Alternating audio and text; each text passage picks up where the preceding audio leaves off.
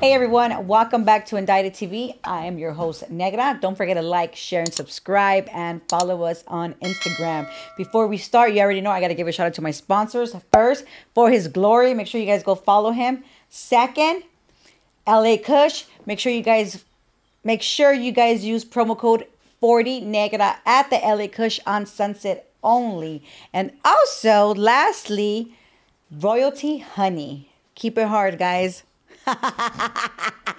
Royalty Honey, keep it hard. Right. On today's episode, we have Joe. Welcome to Indicted TV, Joe. Thank you. No, you're welcome. It was a pleasure meeting you. Yes. It was good chatting with you this morning. Yeah, right. Yes. This is new for you. You've never shared your story on a platform like this, or? No, ma'am. No, I mean, I've shared my story many times, but never on a platform like this. And so be gentle. Oh, no, I am super nice. And just so you guys know, he's only ever watched one episode of Indicted TV. I'm probably gonna watch more now, for sure. You know, but it's true. I've only seen one episode, but it was a really good episode. I was really intrigued at the story. No, it was a good story, and it was actually Shane. Yes, yeah. Shane from Tucson. He had a lot of, he shared a lot of his heart. For sure. And I feel like that's what we're supposed to do, share your heart. Absolutely. So people could feel, you know? Yes, ma'am. All right, well, let's start. Let's start with you. So, Joe, tell me where you're from, where you grew up, how was the inside of your house, mom, dad, brothers, and sisters? You got it. So, first and foremost, my last name's Luna. I grew up in a single-family home. Single mom. I'm an only child. Oh. So I didn't have brothers and sisters, so it was, quiet house, a lot of alone time. My mom tried to do the best that she could. She always tried to introduce me to like the finer things in life. She used to take me on little limo rides. And, how cool is that, though? Yeah, it was fancy. Cool. Yeah, it was a little fancy, But I was always more comfortable with a burger, But she would like to take me to restaurants, and I was eating steak and lobster as a little kid, and things like that. So I can't really say that growing up, like I was just around all this craziness, I mean, it was there for sure because I was raised around a bunch of alcoholics and things like that, like your uncles or like that boyfriends? Was the bond that my family had when I was younger. I think that's like a bond with a lot of families. For sure, and so growing up, I seen a lot of that. No father. My mom left my dad when I was like 6 months old. She always told me that whoever she was gonna be with couldn't use drugs, couldn't hit her, couldn't cheat on her, and she said he did all three. I'm like, but you married a gangster, fool! Like, what are you So he's a gangbanger from Echo Park. Your stepdad? No, my real your dad. Your dad. Yeah. And his name is Joey Luna. He was from Echo Park, and my dad lived through something that the majority of people don't live through. He actually killed his own father. Oh my goodness! Which is my grandpa. And so. And because of that, he pretty much self-medicated for his whole life. Got it. Heroin so you did spend time with your father, even though your parents were divorced. Later, I met him, and we'll get to that. But that's kind of I was not raised around him. I didn't meet him until I was like 15 years old. So, okay. Yeah. Oh wow. Yeah. So I'm already like, oh man, Yeah. No.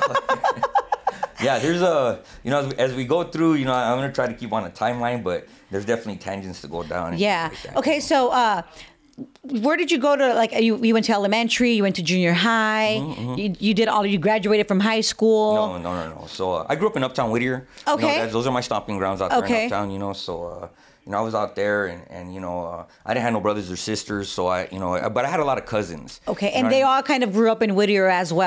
Different places, like I had a aunt that lived out there in La Puente. My Nino lives in Montebello. Okay, so just all in that area, in the LA area. I get it. So we were all 15-20 minutes away from each other. For sure. Except for I have an aunt that. So actually, I'm first generation California. All my family's from Texas. So Dallas Cowboys all day long here. He had to say he's a Cowboys fan. I had to do it. You know what I mean? But okay, so at what age did you see yourself already kind of going towards the like? Or like you getting in trouble kind of vibes? Or did you get in trouble throughout your I was always into stuff. I was pretty spoiled as an only child. There was nothing that, it was rare that I would ask for something and my mom wouldn't give it to me. She always wanted to give me the best. Got it. So we lived in we lived in the ghetto in Bassett. And, we lived in some nice places in Hacienda Heights. So we went. You kind of moved through around. Through different phases. But you know, when I was in prison, my mom asked me one time, like, "Why are you the way that you are?" You know, I don't understand that because I raised you to be different. She did her you know what I mean? best, Like, yeah. I taught you manners. I took you to the best restaurants. You know, I tried to give you good experiences. You know, and I was like, man, where did I get messed up? It's just in your blood, probably. From Well, no, I had an experience. You know, and so and I'll tell you about it. So when I was probably like 12 years old, we were living in Hacienda Heights, and at that time the Night Stalker was Richard? Richard Ramirez was out there, and he was, Come on, Richard, like he's my friend. Oh, hell no. He's like, fool, that's my homie, right? No, because he did some shit in my neighborhood, like a block from where I live. Right. Well, I mean, so my mom worked for Southern California Edison, and she used to take payments from people and things like that. She was a customer service rep. And he actually killed one of her regular customers. Oh, my goodness. You know what I mean? And so, like, there was a lot happening during that time, you know? And so, one day, I don't know if it was like a holiday or something, but she's leaving me by myself. And so, like, before she leaves, like, she's like, you know, if you hear anything, you know, you make sure to call me, you know, if it did 911, you know, she's like pumping all this fear into me, you know? And I'm like, okay. And the way the house was situated is like the front door, like, you actually have to go through some, like, a security fence. And so there's a length before you actually get to the front door. And it's just full of shrub, like, trees and stuff like that. So, and then the backyard, everything is attached. It's long one way and it's short. It's kind of like a big old L. But all the backyard's attached to it. And the backyard is just, you know, shrubs and trees. You can't see the next door neighbors because it's just covered, you know. And so she's like, you know, if you hear anything, and, you know, he's in Whittier at this time. The last person he killed was in Whittier, you know? Dang. And so, you know, an hour later, you know, I find myself walking through the house with a big old knife, you know, just like.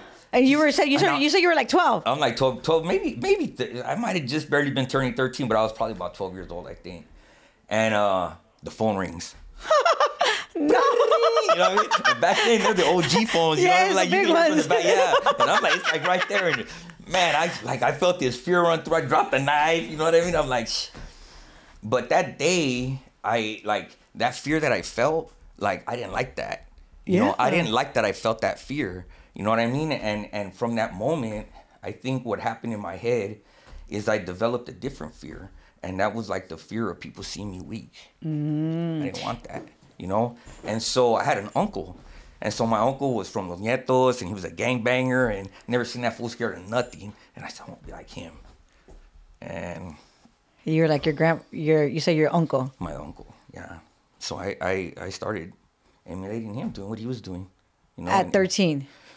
Well, you know, I didn't just transition one day. Yeah, you know? no, Matter of course. of fact, I didn't even really understand what happened in that moment. It took years of like self, you know, just searching, like, because she asked me that question. And when she asked me that question, I was like, well, I want to know that too.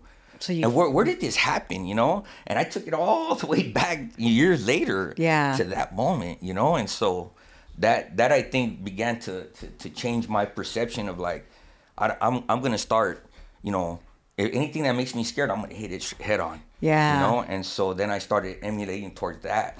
That's a good way to, I'm actually going to start using that because I'm a little scary ass. You know, if it makes me feel some kind of fear, like, oh no, we're going to face it. You know? That's a good way. Well, you know, it took me through a lifetime of heartache. That's what I'm saying. I gotta, you know, I'm gonna learn from you. I feel like people should be like, you know, when we're young, we I want to go through it myself. Like, and if you just listen to one person like that tells you, hey, don't do this because this is gonna happen. Right. You won't go through what you're gonna go through. Well, that's always the hope. You know, the hope. But is that we always want to go through the damn struggles to learn, you know, the hard way. You know, experience is good. You know, experience is good. I'm definitely not going to say, but I mean, we definitely don't have to, you know, jump off of a roof and break our foot to understand that if you jump off a roof, you're going to break your foot. You know what I mean? It's like, we don't have to go through that experience to know that, you know? Yeah. And so there's certain things that you should go through. You know, you should fall off a bike and scrape your knee. I mean, that's a good thing, you know, as far as I'm concerned. You know, I'm like, ay, mi niño, no. Yeah. You know, but we don't want to wrap our kids in bubble tape. You know, they have to learn how to stand and walk on their own and fall and get back up. And, you know, a big part of success is failure. Yeah. You know, and you learn from those mistakes and you keep on going. But I think that was the moment that really brought a lot of change in my own life. You know, and I started wanting to be hard. You know, tough. And how did you go through that little change of process? If you remember it, like, is it like the way you started dressing, the way who you wanted to hang out more with your uncle. Like, tell us that process. So I have a couple of cousins who were gangbangers, and then my uncle, and so when we lived with them, for a while, and so it was probably during that time that I started transitioning to, I'm gonna go ahead and just iron a little line down the middle of my sweater. Hey, that was intense. And crease up my pants a little bit. So what years were this? Just so we could get a visual of the timing. You know what I'm saying? Cheese and crackers. What was I like? So cheese and crackers. I had to be 15 years old at this time when I started transitioning into that. So I'm 51 now. So like early 90s? Oh, for sure. Yeah. Probably, yeah. Early 90s. Like 91. 91, somewhere around there. Yeah, I started. Those days were the rough days. Hey, you had to be extreme G'd up.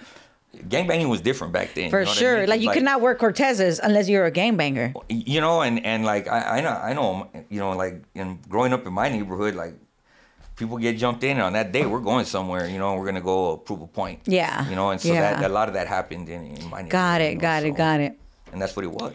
It's a little different now, but most definitely. I mean, I don't know how it is out there because I'm not out there on the streets no more. Thank goodness. Of course, but yes. You know what I mean? But no, for sure. So I'm sure. No, I mean, it's everything. I mean, I feel like the cycle kind of stays the same. It just changes because the kids do things different, right? But it's always the world stays the same. We just grow. That's it. We just change. Hopefully, yeah. Sometimes we get stuck, But anyway, so once I started, doing that, then of course, everything that follows, drinking, started doing drugs, started doing those kinds of things, And my mom was desperate. She she started seeing me doing all these things. My grades started failing, and just pobre. Poor thing.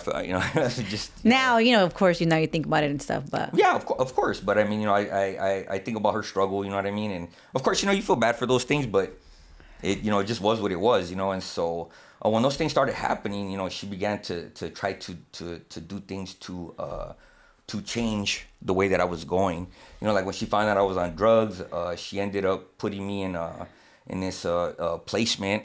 It was like a juvenile placement in Malibu. Oh, so she put you in herself. She did, yeah. So I was trying to, like lessen the blow of like, I'm getting high and I'm gangbanging now. You know what I mean? And so I told her, well, I think I have a problem, blah, blah, blah. And she was like, well, do you want help? And were you like smoking weed and drinking only? No, I was smoking rocks. You know what I mean? Shit. I was doing lines of cocaine. I was starting to hang out with my homeboys. Are you smoking sherm? No, I did that a couple of times, but like kind of my personal policy was like, if I can't sling dogs, I'm not doing it, Yes. I didn't smoke weed, I didn't smoke sherm. I wanted everything that was up. I wanted cocaine, I wanted speed, I wanted a drink. Oh, okay, I get it. That was my gig, So your mom put you in this placement home in Malibu. How was that for you? It was interesting because I actually I met a girl there who's actually now my wife. Oh my goodness! So and you're 15 years old, and you're 55 now. I'm 51. Oh shit! 51. No, it's okay. We're gonna, we're in the 50s. We're in the 50s. Yeah, hey, I'm half never felt. now. Hey, never felt better, right? Hey, I never thought I was gonna make it past my 20s. So I'm no, you're fucking doing amazing. Right now. You're doing amazing. Yeah, so I'm sure you're feeling amazing as well. When I went there, it's when you put a bunch of kids that age in one place, it's definitely you get some bonding going on there. And it's funny because when I met my wife, I got there first. I got there first, and anytime anybody new came, they're like, person, and you start looking, And so I remember walking by the office, and she was sitting there, and she had her foot up like this. And on her shoe, it had a different neighborhood, And I was like, wow. So I put my neighborhood right here, flashed her hand, She looked and she was like, all right. Oh my goodness, you're all banging on the girls. Sick as fool. Hey, well, But anyways, and then afterwards I find out that she's actually from my own neighborhood, because and so. And it's crazy how you guys ended up in Malibu. It is crazy. I mean, that was like, it was quite like, oh shoot, you're from my neighborhood. She's like, you're from my neighborhood. I'm like, got that neighborhood on your shoe. I don't want to hear all that. Facts. So like, she was actually at that point, she was seeing some guy from that neighborhood. That's how, like, he wrote it on my shoe, blah blah blah. I'm like, what? You're all going down memory lane. Yeah, for real. But anyways, that's where we met, And so we were together for a while. I mean, at that time I was 16. She was 15, and we were at that placement for, I don't know, maybe about 6-8 months. 6-8 months, and so we had this moment where we snuck off. You know what I mean? It was a few guys and a few of the girls, and we went and snuck off, and went and did what we did. And when we came back cool. But the girls, when they got back to their house, the cops were there already, and they were looking, and so they took off and they came to our house.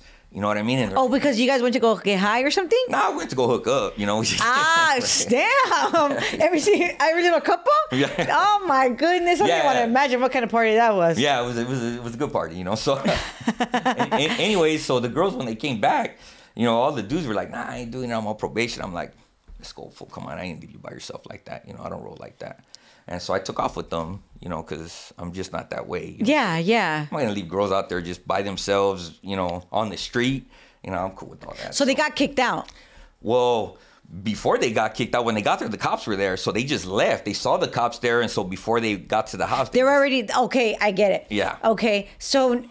But you guys were cool. You guys weren't even supposed to be you guys were able to leave together. You guys snuck off, you're saying? Snuck off, yeah. Oh, so you guys were going to get busted. So when they came back to the house to say like, oh man, the cops are there or whatever, I was like, all right, let's go. So I ended up AWOLing with her. So all of you guys? No, just myself and the girls. None of the other guys. Oh, whack-ass fools, huh? Oh, scary-ass fools.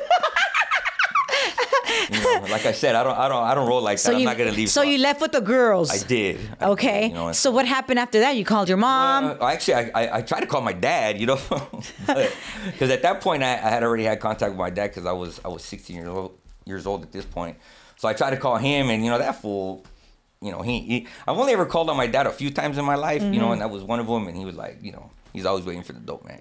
So I understand. He didn't come. So then I had to call my mom, and my mom came and got us, and then took us back. And she took you back to the house. Yeah, it took us back over there. Ah, man. Yeah, I ended up getting kicked out like 2 weeks later. So that. But anyways, that was a little pivotal moment because that's actually where I met my wife. And so that's a big moment. Yeah, for sure. I mean, we didn't stay together throughout all that time. But I'm sure you guys had your ups and downs, and you're obviously on Indicted TV. So we're gonna find out if wifey was there or not.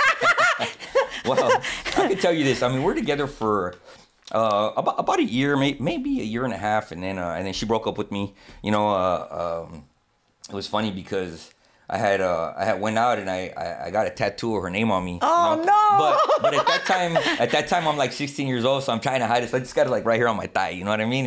And I remember I went the next day to her house, and I was gonna tell her, and then she was like, one of my homeboys had told her, well. Can't call him my homeboy, but this dude that was from the neighborhood, had called her and told her that day he seen me like at a party with some other girls. Hater ass fool. Yeah, dang. Yeah, hater fool. And so anyways, and she believed him. And so then she ended up, breaking up with me. And you're like, I just got your name. That's where I was at. At that point, I didn't even think I told her because I'm like, if you're going to believe that, you know what I mean? Like, yeah, I'm for out. Sure. So then and we broke up. So. And that was that for that time, but that was it. She left, and so then I went out to go do my own deal. But so from by then you're already like 16 years old. Yeah, and I'm already fully gangbanged. Yeah, fully like gangbanged out. You're doing your thing. Did you ever go to juvenile hall?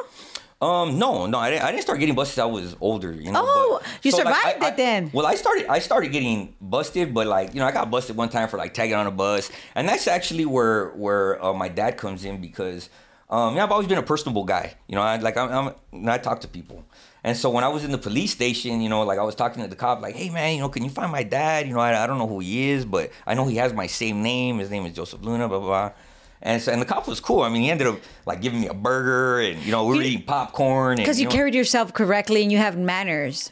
I mean, for sure. I think it has a lot to do with the way you speak to a cop is how he's going to treat you. Oh, for sure. I mean, because they're people. A lot of times. When you look at a cop, you're looking at a badge, and you're not thinking that there's a person who puts their pants on just like you, man. And however you're gonna treat people is how you should get treated. I mean, obviously there is some that are just like, bro, calm down. But that's anybody. But that's the way that's the ones that you just gotta. For sure. You know? I mean, you always have your gung hos and your GI Joes and all that stuff, right? Yeah. But, I mean, most of the time you'll find that cops, if you're respectful, they'll be cool. I'll tell you what. in my own personal life, I got breaks that I definitely didn't deserve, but I never got busted for something I didn't do, you know? So, you know, I could just say that in my own life. But anyway, so when I told the cop about, you know, wanting to, you know, maybe my dad or whatever, when my mom came to pick me up, that cop told her, like, hey, man, maybe this guy needs his dad, you know? Yeah. And so he shared with her what I shared with him. So maybe a few weeks later, you know, she went and got a hold of him, and you know, we met for the first time. How was that? How was that? First time. I was 15. How did he look? Like me. He was G'd up too.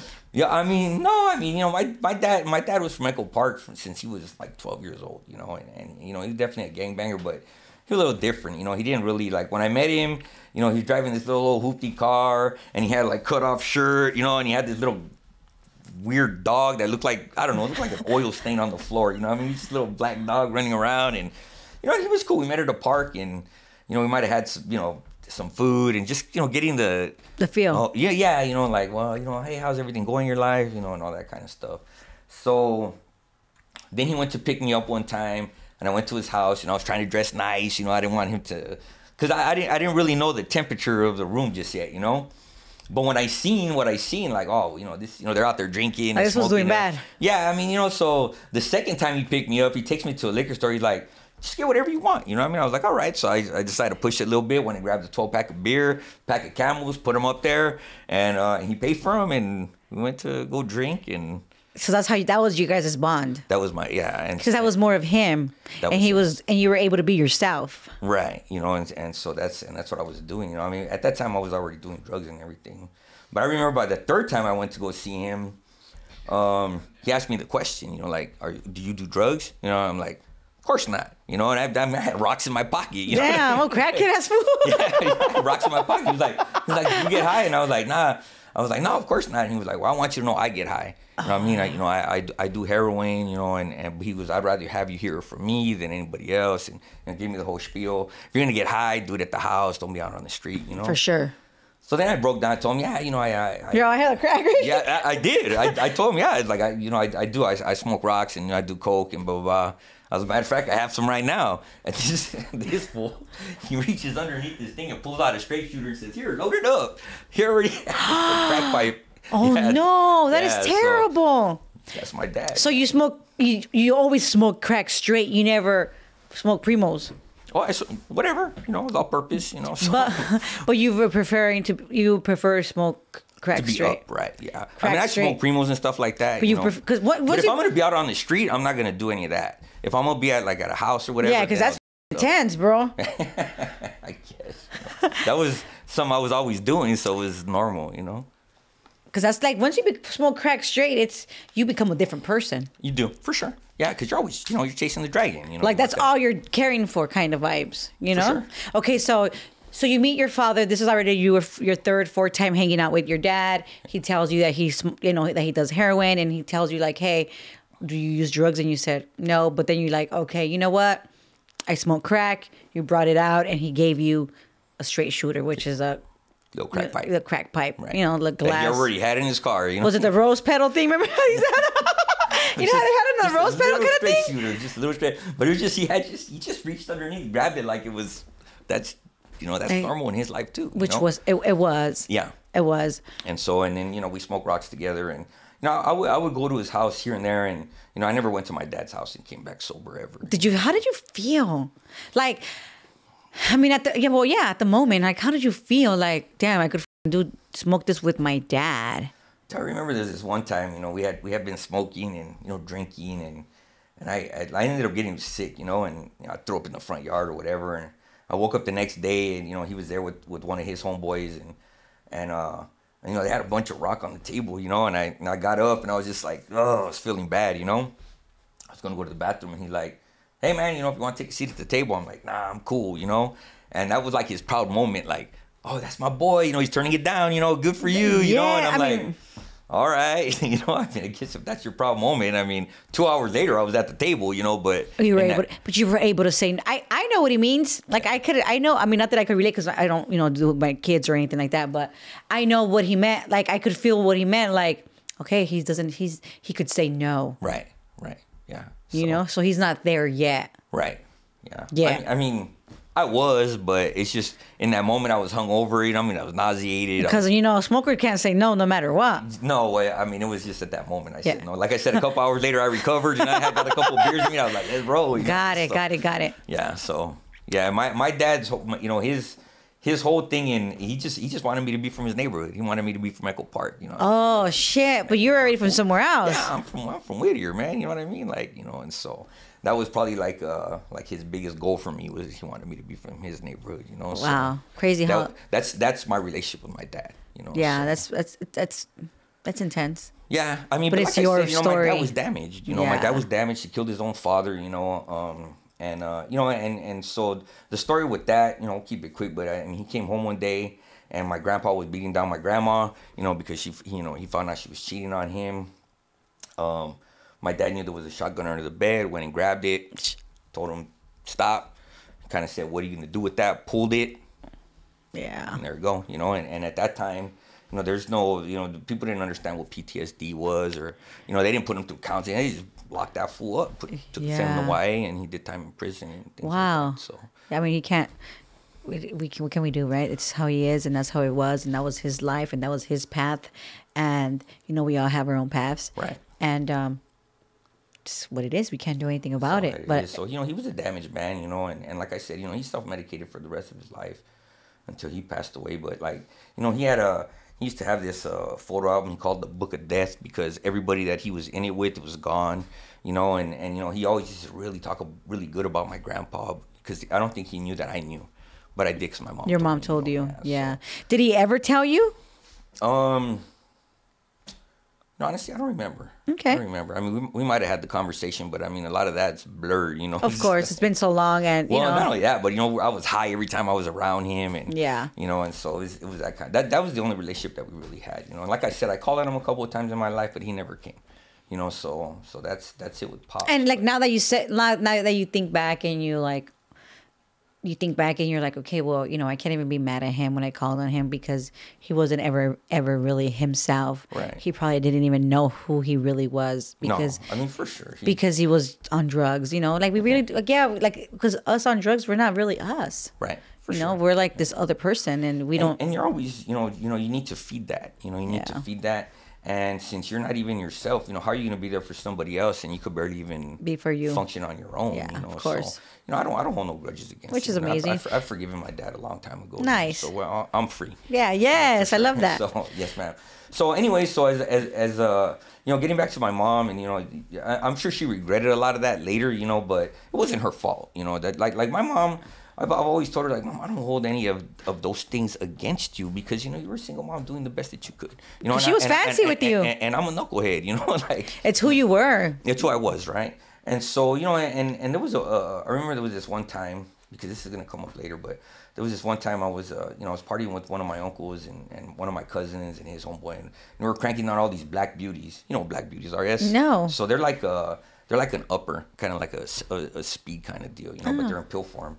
And so, man, we're taking them. So my uncle and my cousin didn't want to give them to me, but my cousin's homeboy was sneaking them to me under the table, you know. And I remember every time he was giving them to me, there was like 3 or 4 at a time, and I was just taking them down. Oh shit! And I must have cranked down probably about 40 or 50 of those things, you know. But I got sick and I threw up. I was gonna say that. Yeah, so most of it came out, you know, within an hour or whatever, and thank God for that, you know, because I probably would have been dead. But either which way, when I went home.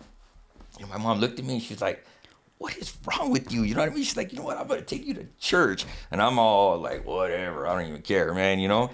So we go down to church. She takes me to a Victory Outreach out there in La Puente, you know, at this time. And at this time, Are you like 18 already? No, I'm still young. I'm still 16, maybe getting to 17.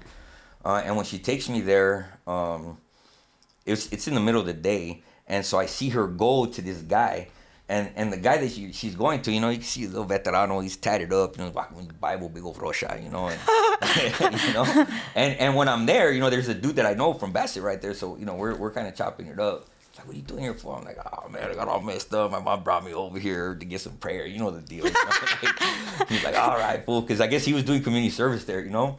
So the guy comes up to me and he's like, and you know, it's funny because when I saw him, I remember, because my mom would take me to church here and there, and I would go with her. You know, I always respected the church, you know. Of course. And I remember she pointed him and his wife out, and she said, "You see that couple over there?" And I was like, "Yeah." And she's like, "You know, I admire that couple because you could see that they really love the Lord, you know." And I was like, okay. You know, like whatever, you know. But I remember when she went to go get him, that it was him, you know. And so he came up, and the first thing he tells me is like, "Where you from, man?" You know. So I tell him, and he's like, "I'm gonna pray for you," and I'm like, "Whatever, I don't care," you know. So he prays for me, and he introduces himself, and his name is Joey. Joey Rosales was his name. But you know, he didn't stop there. You know, he ended up getting my phone number, and you know, he would pick me up, take me to church, take me to his house, make me do all night prayer. I'm like, I'm trying to sleep, man. Like, get up and pray, you know. Like, all right. But you did it. You know, I did. I mean, I wasn't into it. I wasn't. You know. Well, you just did it because you just wanted to be cool for your mom. Well, and I respected him. You know, I could respect as a man him because I would be with him. And, you know, you'd see, you know, 3 or 4 homies, like, walking down the street. You know, you could see that they were, you know, and he would roll up, "Where you bought those from?" You know, and, you know. Damn, I was banging. And he's like, "Let me tell you about Jesus, man." Okay. And you know what I mean? And, yes. You know, he was that way. You know, he would just pull over, just, that, you know, that's how he rolled. I respected that, yeah. You know? So, you know, and he was mentoring me, but I didn't know it. You know, and I didn't receive it like that, but when I look back now, I was like, man, dude, this dude was, like, really pouring into my life, you know? So, you know, he was one of the positive influences in my life, even though at that time I didn't accept it or even want it. Of course. But I respected the fact that, you know, he at least was, you know, taking time to try to help me. Yeah, you know? he felt it in his heart. I did, you know, and so, you know, we were friends. Matter of fact, his wife, her name is Christina Rosales, and as a matter of fact, she's a friend, you know, to this day. Nice. You know, he ended up passing away, I want to say a couple years later when I was 19. Oh. They were out there doing a mission thing in Amsterdam, and he had leukemia that was in remission, and then it came forward. And you know, he died out there. But, you know, it's crazy because this was right before I went to YA, and I remember going to his funeral, and it was the first time that I ever looked in the casket, and I'm looking at him, and it looks like he's smiling, man. I mean, it was just you know, I've been to funerals before, but it just like he had this little grin, like man. he was at peace kind of vibes. Like he was at peace, man. It was just the crazy. I remember telling my mom, like, "Is it just weird? Does it look like he's smiling?" You know, she's like, "It does look like he's smiling," you know. So that was kind of crazy, but I mean, that was back in 1992. Oh yeah, that was a long time ago. Still. Yeah, well, that was a long time ago. I was 18 or 19 at that time. You know, and I was, you know, doing my deal, and I was already out there on the street, gang banging, you know what I mean, and doing all that. And then at the beginning of 1993, I ended up getting busted, and I go to YA, you know. But being 19, but what did you get arrested for? What made you go to YA? Tell us what you got busted, like, you know, what you got charges for, and Sure. the situation of how it went down, if you're able to. Sure, yeah, absolutely. So at that time, you know, I'm on drugs. I'm heavy on meth at this point. You know, I'm just drinking and doing meth every day. You know? And you know, any chance I get to go to my neighborhood, I'm going over there. You know what I mean? You know, it's just the neighborhood, girls, money, and drugs, man. That's all I'm thinking about all the time. You know, so I was living in Pomona at the time, and there's this little sandwich shop at this corner, but it had these phone booths.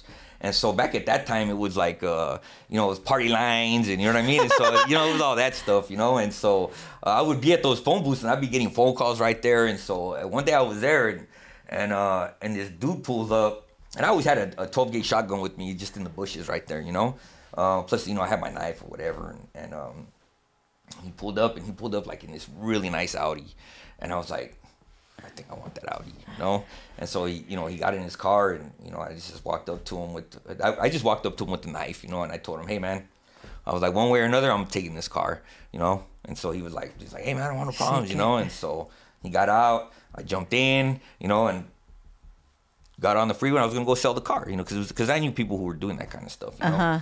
And so I was going to go fence that car.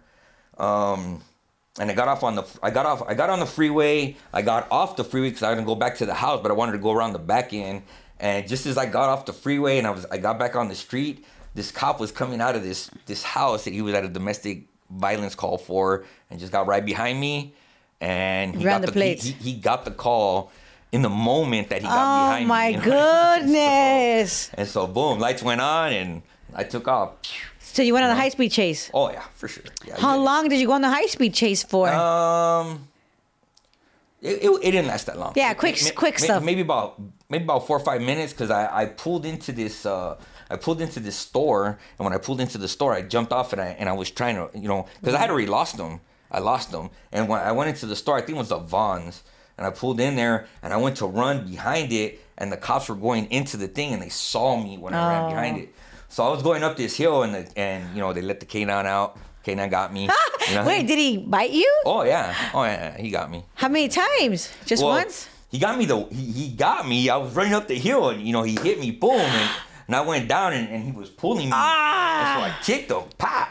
And so the dog, he went down, and he came back, and he got me right in the same spot. Boom, and and I was gonna kick him again, but I felt that gun hit my head. Boom, stop, motherfucker! I'll freaking kill you right now. You're like, cop. I was like, yeah. And I'm like this, and the dog's pulling me down. I got mud going in my face, but I deserved it. So, yeah. So that's did. Those are the I did. We know it's because now we have to accept it. Like if you're going, like if let's just say you're sitting on this chair, and you did something, right, bro? Accept it. Like don't try to like. Like accountability is very important. Yeah. Right? And I've never been the kind to sit there and like when I did my hard time, I never said I didn't do it. I absolutely did it. You know what I mean? I was doing my time for it, and I'm cool with that. Because it's real. It is what it is. I don't want to sit back and live in deceit. So, yeah. But anyway, so they took you down. The dog got you. The cop had the gun in your head, and bam. So they get me, they cuffed me, they put me in. But the crazy thing is like hanging out at that phone booth. They used to call the cops on me a lot, and so. Like all the cops that were there to arrest me, I already knew who they all were because they would see me at that phone booth. They're ready to get your little ass. And so one time I was there, and it was probably about like 4 a.m, and the lady that worked there knew who I was, and she was super cool. I'd be like, hey, how you doing? And she would, like, hey, you got some matches, and she would pass me out matches. And so one time they got a call. I think I was getting the matches, and somebody called and said I was trying to rob the place, right? So a bunch of cops came, and then they hit her up, and she's like, Joe, no, he's sweet. He's such a good guy. He's very respectful and blah, blah, blah. And so, they were like, watching you. And so they would. But I would see them, and I'd be like, what's up? And I'd be, waving at them or whatever. So all those cops were actually the ones that busted me, and they're like, what are you doing, man? Because they got to liking me, Yeah. And so I got charged with the second-degree armed robbery. Right. So that's. Well, at least it wasn't like carjack. That's what it should have been. But because the cops knew who I was and whatever, they kind of gave me that break. Oh, thank God. That they didn't have to do. Because you probably could not be here still, probably, huh? Well, for carjack, I would have. I ended up doing because it was like a felony offense, So. And it was your actual first time actually getting arrested. No, I've been arrested. I just hadn't done no time. This is my first time doing time. Okay. Right. So, but you're already 19 years old. Yeah. So you went to the county for your first time. I did go to the county. I was going to the county, and so when I got sentenced, I remember the judge telling me like, well, it's your first violent offense, so I don't want to send you to prison. He's like, so I'm going to send you to the youth authority, and hopefully you won't do this again. And those years, the youth authority was intense. It was, but I mean, everybody starts off in SRCC. Well, back then anyway. Tell us about your experience as well. So because you were fighting your case. Well, obviously you weren't fighting. You accepted it, but you were still there going to court. So at the county, tell me your experience as like you walk into the county, how it looks. Like what you're feeling, what you're thinking, because you've never been there. It's like gang stuff. Right. Tell us that experience. Well, it was new for me because I had never been in the county jail. But thankfully I had like my uncle and my cousins who would, they would put me up on game, So, when I got there, I just stuck to my own, you know what I mean? And, I was claiming a neighborhood. So, obviously I was, in with Sureños. And so we were hanging out and, and I just stood with that. I didn't really run into too much violence in that county jail visit. But there was always violence happening, Yeah. What I mean? And so, and then plus, I'd run into my homeboys, and I'd see those knuckleheads, and we were kicking it. It wasn't too crazy. It wasn't too crazy. I was only there for a couple months. Got it. So it wasn't too crazy. So I ended up going to YA, and I ended up doing 13 months. So, you never forget the dates, right? So I got busted January 13th of 1993, and I got out February 22nd of 1994. So I only did 13 months. Got it. There. Yeah, in that point. And, it was YA, so, So tell us about the YA experience. SRCC, but I was in with the older guys, so it wasn't like you had to run into your enemies, I did because like somebody disrespected me on the basketball court. So So you did fight. Yeah, you get in there and get in some fights, and I got into a fight with the black guy next door. You know what I mean? Tell us a little bit about the rules that you had to go through, like experience in YA, because I've had. I call it the YA babies, right? Yeah. Well, I didn't grow up in YA or nothing like that. I mean, the rules were pretty basic. Cause like I said, most of these dudes have already been in the county. You know what I mean? And so they have it's not just juvenile hall, just rock 'em, sock 'em. I mean, it's gonna happen. Got it. I mean? So it is a different experience from when you're with the going from juvenile hall. Yeah. But you were in the county, so you didn't have to go through the same little process as them. Like I say, got it. Usually the regla there, right, is you know what I mean. You have 90 days to run into your enemies. Blah, got blah, blah. it. Yeah. But you didn't have like that because it was already older guys. But if you had an enemy there and he disrespected you, you still got to handle your business. Got it. And okay, that makes sense. But there wasn't so much gangbanging because it was still you were dealing with people who had already been to the county, and you're there with. We're gonna respect because like no, for sure, I get it. But you still got to do your deal, So yeah. I got into some. So you did 13 months. Did you have family? Did you have visits? Did your mom visit you? Yeah. My mom came to visit. Man, dude, my mom was a soldier when I was locked up, man. She definitely took care of me. Like I said, I'm her only son. You know what I mean? So you were fancy in there too. Yeah, I was fancy. She definitely took care of me. And she didn't want me to go without. Come out and go straight. But at that point, I'm already sold out. No, you're a mess. Yeah, I'm already sold out to the neighborhood. You know what I mean? And when I got out, it was even worse. It got way worse. It Tell us. Got way worse. So. I got out, and of course, I go report to my parole officer because that's parole now, and so I'm on parole, and he was super cool, and like I said, I'm pretty personable, you know what I mean, so he got to liking me, and I, if something happened where I couldn't. Where I if he needed me there on a certain day, and if I missed it, I would fax him. Hey man, I'm sorry I didn't make it. Da da da. Yeah, you did your part, so they know. I tried to stay on top of it. You know what I mean? But I was getting high and drinking. I was already on the street. So I remember I went to this to the party. I went to this little party in the neighborhood, just little get together, just homies, And an older homie comes up to me, and he was like, "Hey, Camel, I want to meet with you tomorrow, And I'm like, all right. When I say older, I'm 20 years old at this time, and he's probably in his 40s, and so he's like, I want to talk to you about some neighborhood business, And I was like, all right. Oh shit. So when I left there, I found out what happened. What happened is, they were starting to implement some rules in the neighborhoods at that time because this is 1994. They're starting to that's when they made drive-bys illegal. Homies ain't drive-by no more. And they started implementing rules on the streets. But I wasn't up on any of this just yet. So when he told me that, I was like, I don't know what this fool's intentions are, So you're thinking some other shit, but he just came from state prison, so he knows a little more probably. Oh yeah, no, he does for sure. And so, what happened is he actually went there to go recruit some homies, and one of my other homeboys was there, and he was like, well, go hit up Camel, man. He just got out of YA, you know what I mean? He's about the business, Yeah. So when he hit me up, it was just kind of I was like, I don't know, man. It felt kind of weird. So that was one of the times I went to go with my dad. And I shot to Echo Park, and I told him, hey, Pops, this is happening. I don't know what it's all about, but can you be there with me, And he's like, I'd like to go, blah, blah, blah, blah, blah, blah. He couldn't. Made all these excuses, and he didn't come.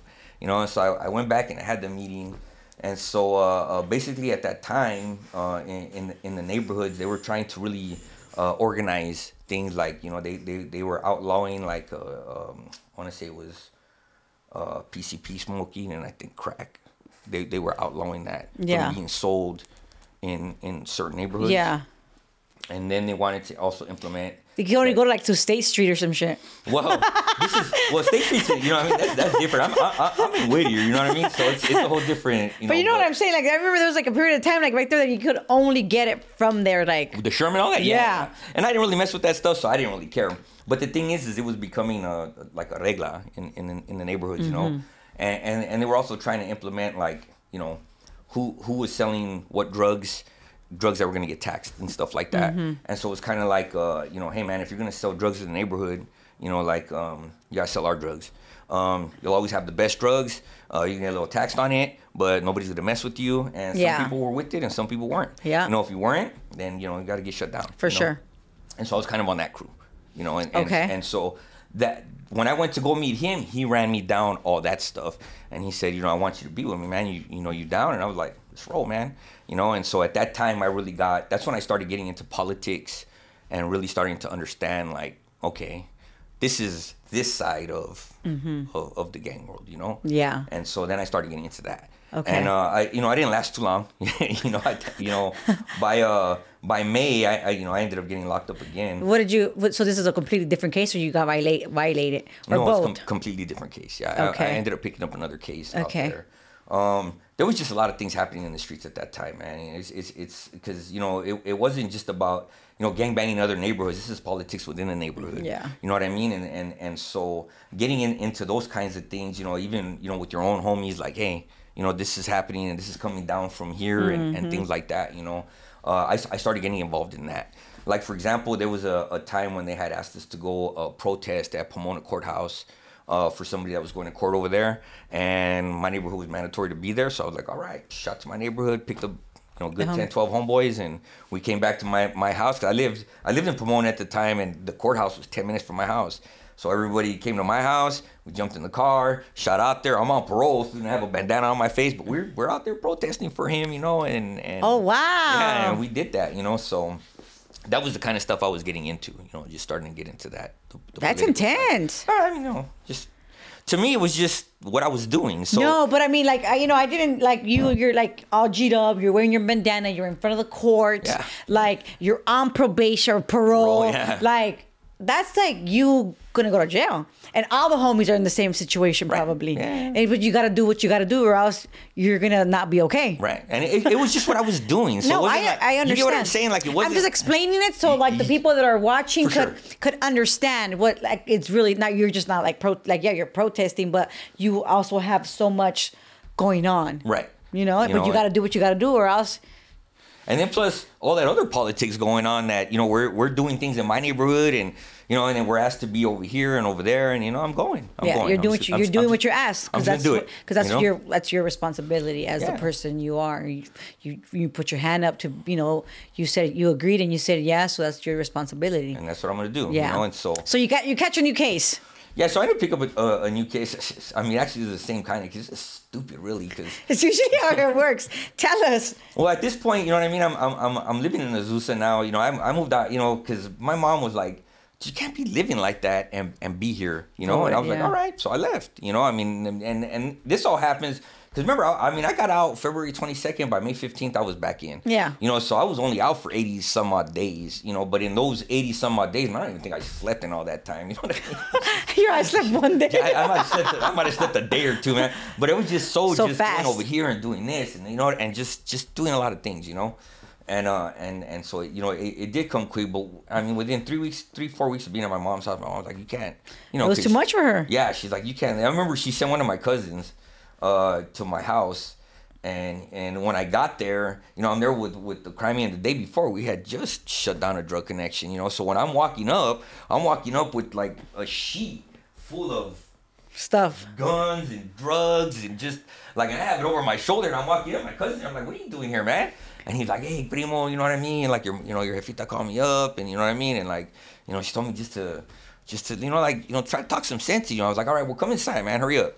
So we come in, and my crimey's with me, and he's a big dude, man. He's tattered up in his face and all that stuff, and like, my cousin sees him, and so I go in my room, and I put the bag on my bed, and I'm like, well, what are you gonna do, man? What's your purpose here, And he's like, your mom wants you to slow down and stuff like that. I go, you'd be the one who's gonna slow me down, And I opened up the thing, and he saw everything that I had. He's like, I gotta go. I was like, later.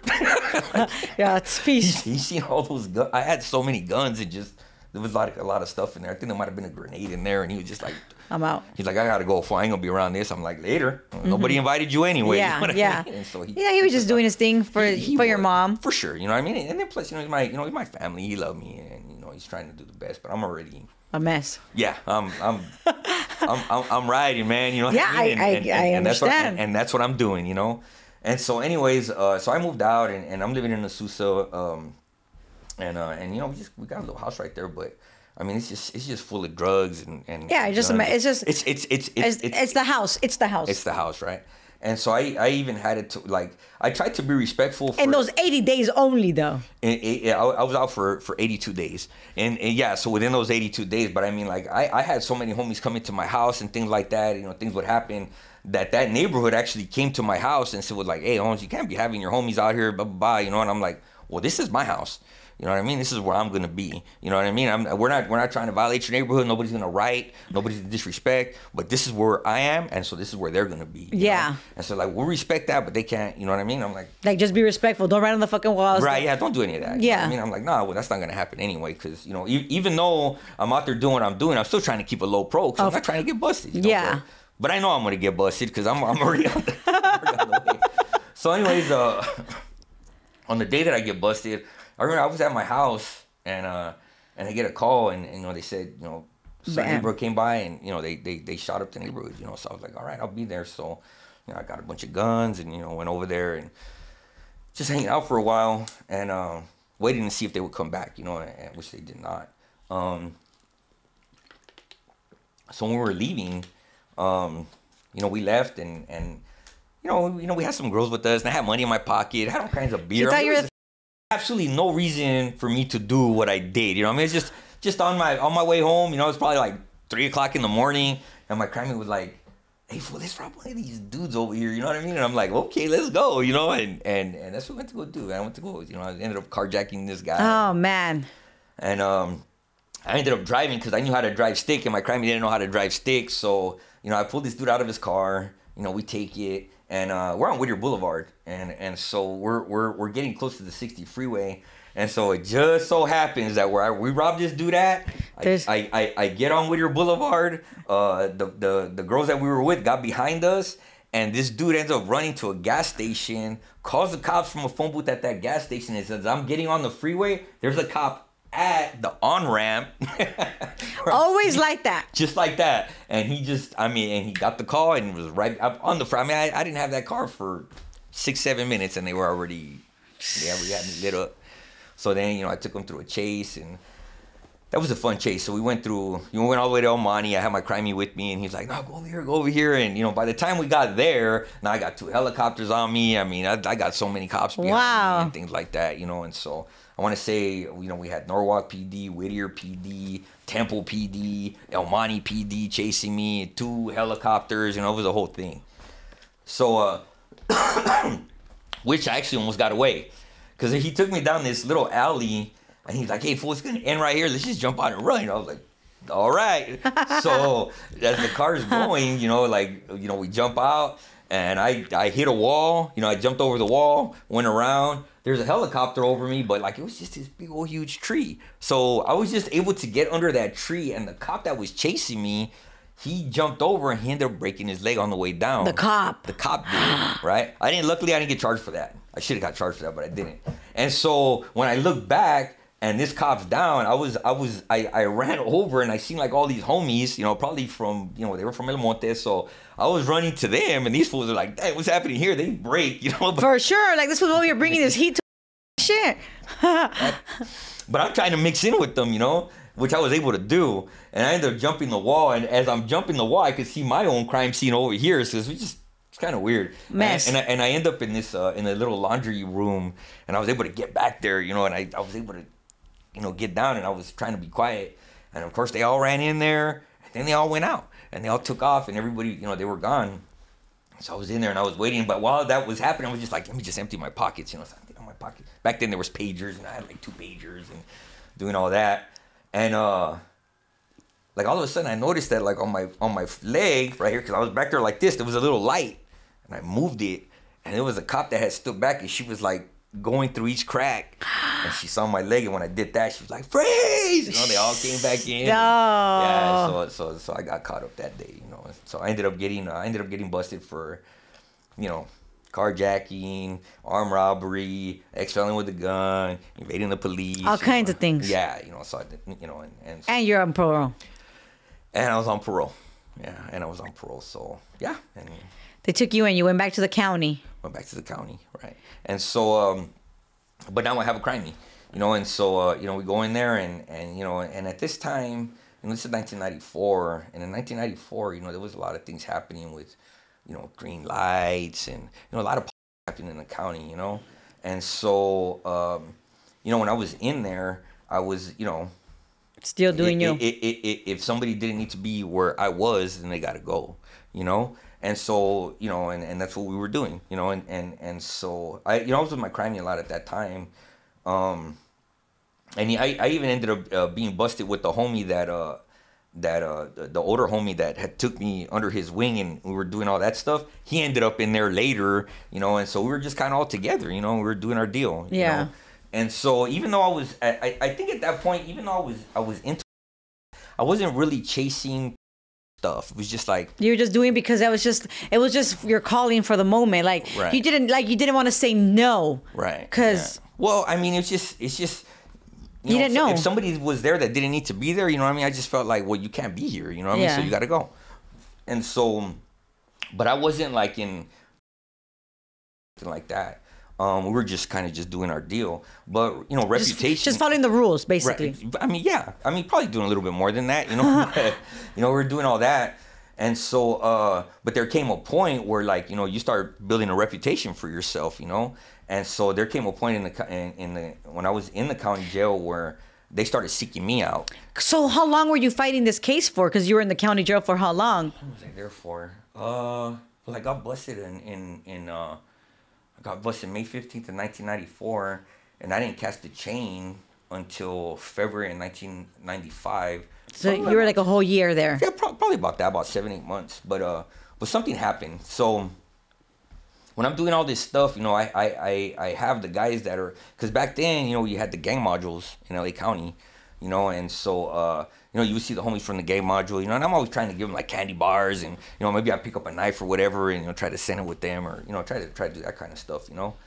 And then plus, I had a lot of, I had a lot of homies that I was really good with, and so, you know, I was getting drugs in and things like that. Because you were a good guy. You know, in there. I mean, yeah.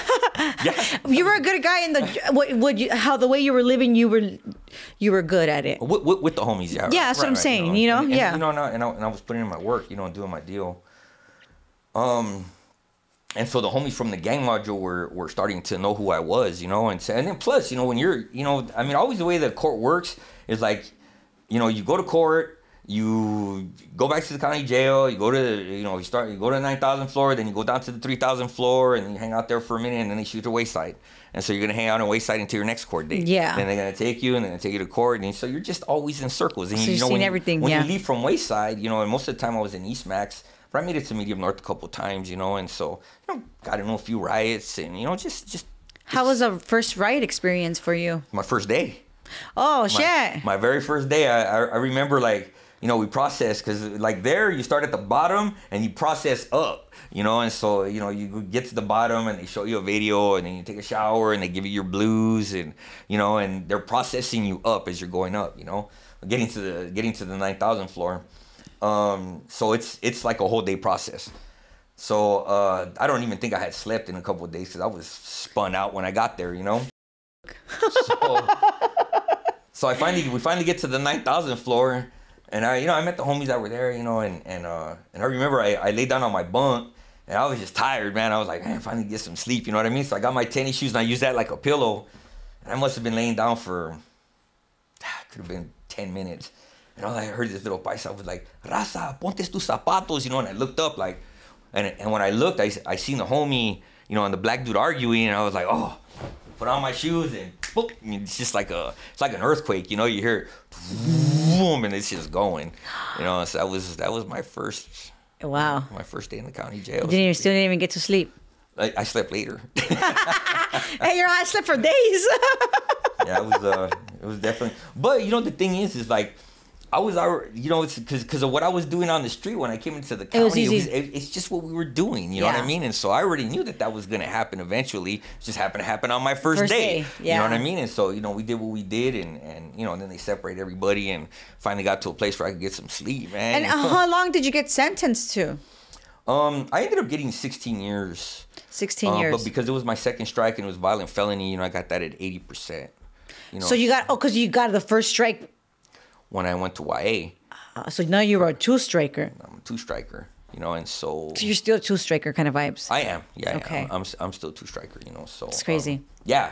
So there's always that little like Scariness, even though you're a good man. Not that you weren't a good man before, but definitely a different man, that's for sure. Different man. I mean, you're still you, but you just don't choose to live a different path. For sure. You know, and we'll get to that. Yes. So when I'm in the county jail, you know, we're doing all those things, you know what I mean, and you know, and I'm getting drugs, and you know, and you know, keeping in contact with you know with you know the homies in gang module, and you know, and there's some other homies that you know, like I said, they kind of sought me out, and they made me kind of get in contact with who I need to be in contact with, you know. I really didn't even want that, you know what I mean. I was trying to avoid all that because I was just having fun. You know what I mean? Just running in the county, being a knucklehead, you know? Yeah. But they finally, you know, tracked me down and like, okay, well, now that we have you, you know, you're going to call me wherever you go, da-da-da-da. And so then, you know, I got into that. Got it. You know, and so that happened for, you know, a few months. And then I ended up getting swooped up and I got caught up and ended up in the gang module, you know? And so when I get to the gang module, I started off on Able Row.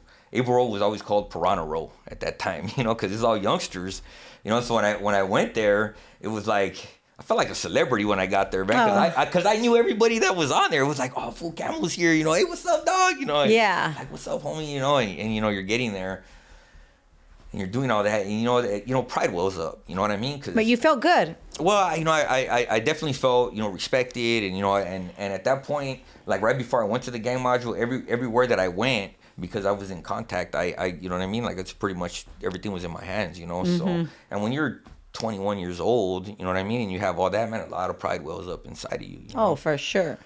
So, yeah, so I ended up in the gang module, and it got bad from there. So, and what I mean by that is, like, you know, you're slammed down in the gang module. I mean, come on, man, how much trouble can you get in, right? But, so this situation happened where, you know, I had only been in the gang module for maybe just a few days, and my cellie you know, was a homie, and he went to court, and you know, he had run into you know, a homie that I was in contact with, you know, and he was complaining about the dude who was running the tier, you know, and he was like, well, aren't you there with my homeboy right now? You know what I mean? And he's like, yeah, dude, your homeboy, my cellie, you know? And he was like, well, you and him, you know, you take over, you know? And so he comes back and he's delivering me this news, and I'm like, for like 3 days, homeboy, I don't even know this program yet. Yeah, you know let me adjust. You know, and not only that, but, you know, I didn't have enough experience to know, like, don't do that. You know what I mean? Like, so I was just going to do whatever I was told to do by this guy, you know? And so, but what I'm getting at is I'm getting, like when people, like, mess up, you know, it's usually because they're shooting down one path and they're doing everything that is for, you know, because one individual and not or two or whatever, and they want to be in favor with those people, you know. But you have millions, a lot of people. Well, there's not millions. Yeah, I know. I'm just saying. Yeah, you know, millions. And so, yeah. But anyway, so you know that happened, and you know it created like this form in where I was, you know what I mean? And I didn't know how to handle that, you know, I didn't. Were you scared? I was. That's scary. Because, you know, I mean, I was scared in one sense where I'm like, dude, somebody's gonna end up getting booked here, dude. I'm pretty sure someone's gonna end up dying here, you know what I mean? Is it gonna be me, or is it gonna be the guys there, you know? Because the dude who was really in charge of it was like, well, this dude's coming over here stepping on your toes, you know what I mean? And he's like, well, tell him stand down. You know, that's intense, and it's like you're telling another man to stand down, but he's like this, and it's like it's either me or you. And so now we're going back and forth. You know what I mean? And this is like 94, 95. At this point, it's 1994. Okay. It's 1994. So some stuff had happened right there, you know, in the gang module with with some homies and some guards or whatever. And, you know, the hunger strike had happened.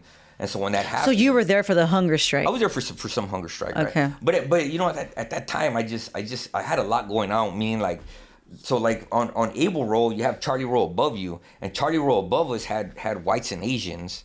Underneath was all the Sureños, you know. And so, but one of the dudes that was up there as a white, he was a dude from 18th Street. So I had people visiting him, putting money on his books because they weren't on lockdown. We were on lockdown. And so he was getting commissary for us. everybody. So, yeah. So I, you know what I mean? But I had money put on his books and things like that, you know, because when I was in there, I was hitting drugs too, you know? Yeah. So anyways, when all that was going down, they pinpointed me and they took me and they moved me from Able Row and they sent me over to Baker Row. And Baker Row at that time was called, that was Shark Row, because, you know, it's got, you know, a lot of veteranos right there, you know what I mean? Older dudes, you know? And it was good, man. I was kind of glad to be away from. And you were still young. I was still young. Yeah, I was 21 at that time, you know?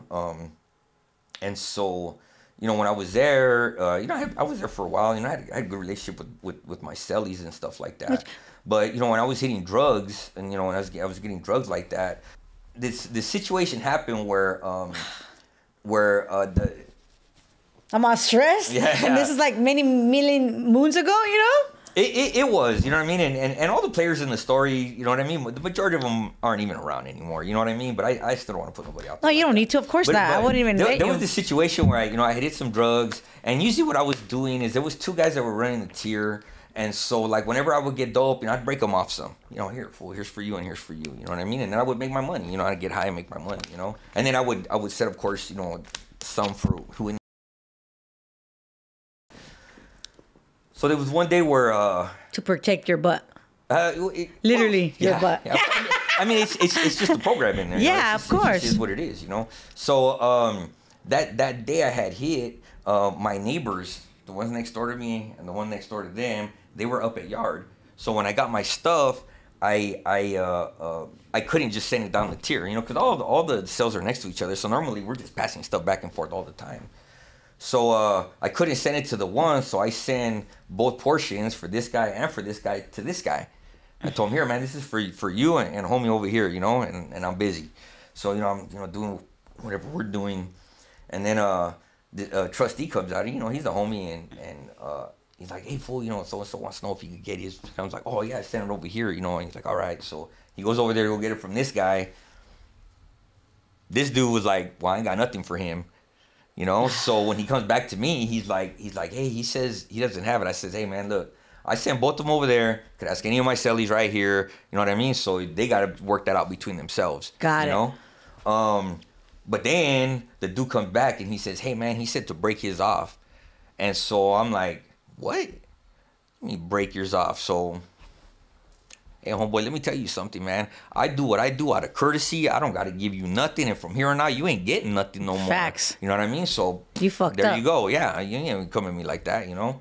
And as a matter of fact, when we got the next store, you know, when store came, they opened up all the cells. So I went over there and I'm like, hey, what's up? You know, like. Yeah. And he's like, oh, hey, Holmes, you know, blah, blah, blah, and whatever. That went down. So unbeknownst to me, there's things happening with my guy that I'm in connection with and the guy who actually was in control of the tier up in High Power. Got it. There was some stuff happening up there. And apparently my guy ended up getting the short end of the stick. So when that happened, it falls on you. It went down to me. And so I ended up getting hit in the gang module right there. So 3 of my cellies took you. They booked me. And so I got hit. It's crazy how it works, huh? Yeah. So when it happened, it happened, whatever, I fought.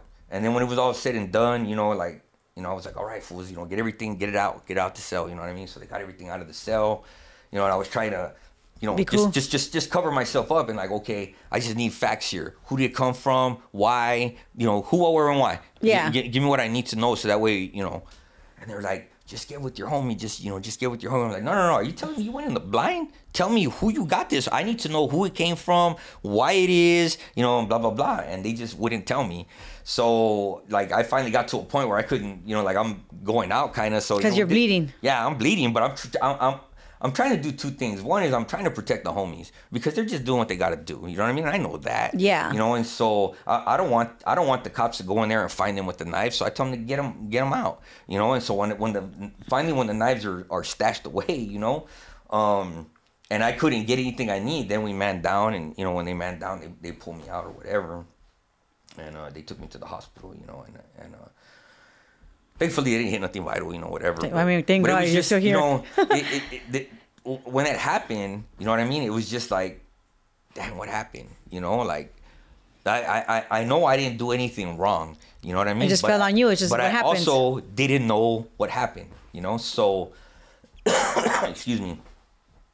So when I come out of the hospital, matter of fact, when I'm in the hospital, you know, I'm getting visits and I hit more drugs. You know what I mean? Brought them with me. Brought them with me back to the county. You know, and so I end up in a different ad seg away from the gang module. And the gang cop that was running it at that time, you know, he pulls me in and he's like, so what happened? I'm like, you tell me. I'm sure you got more information than I do, you know.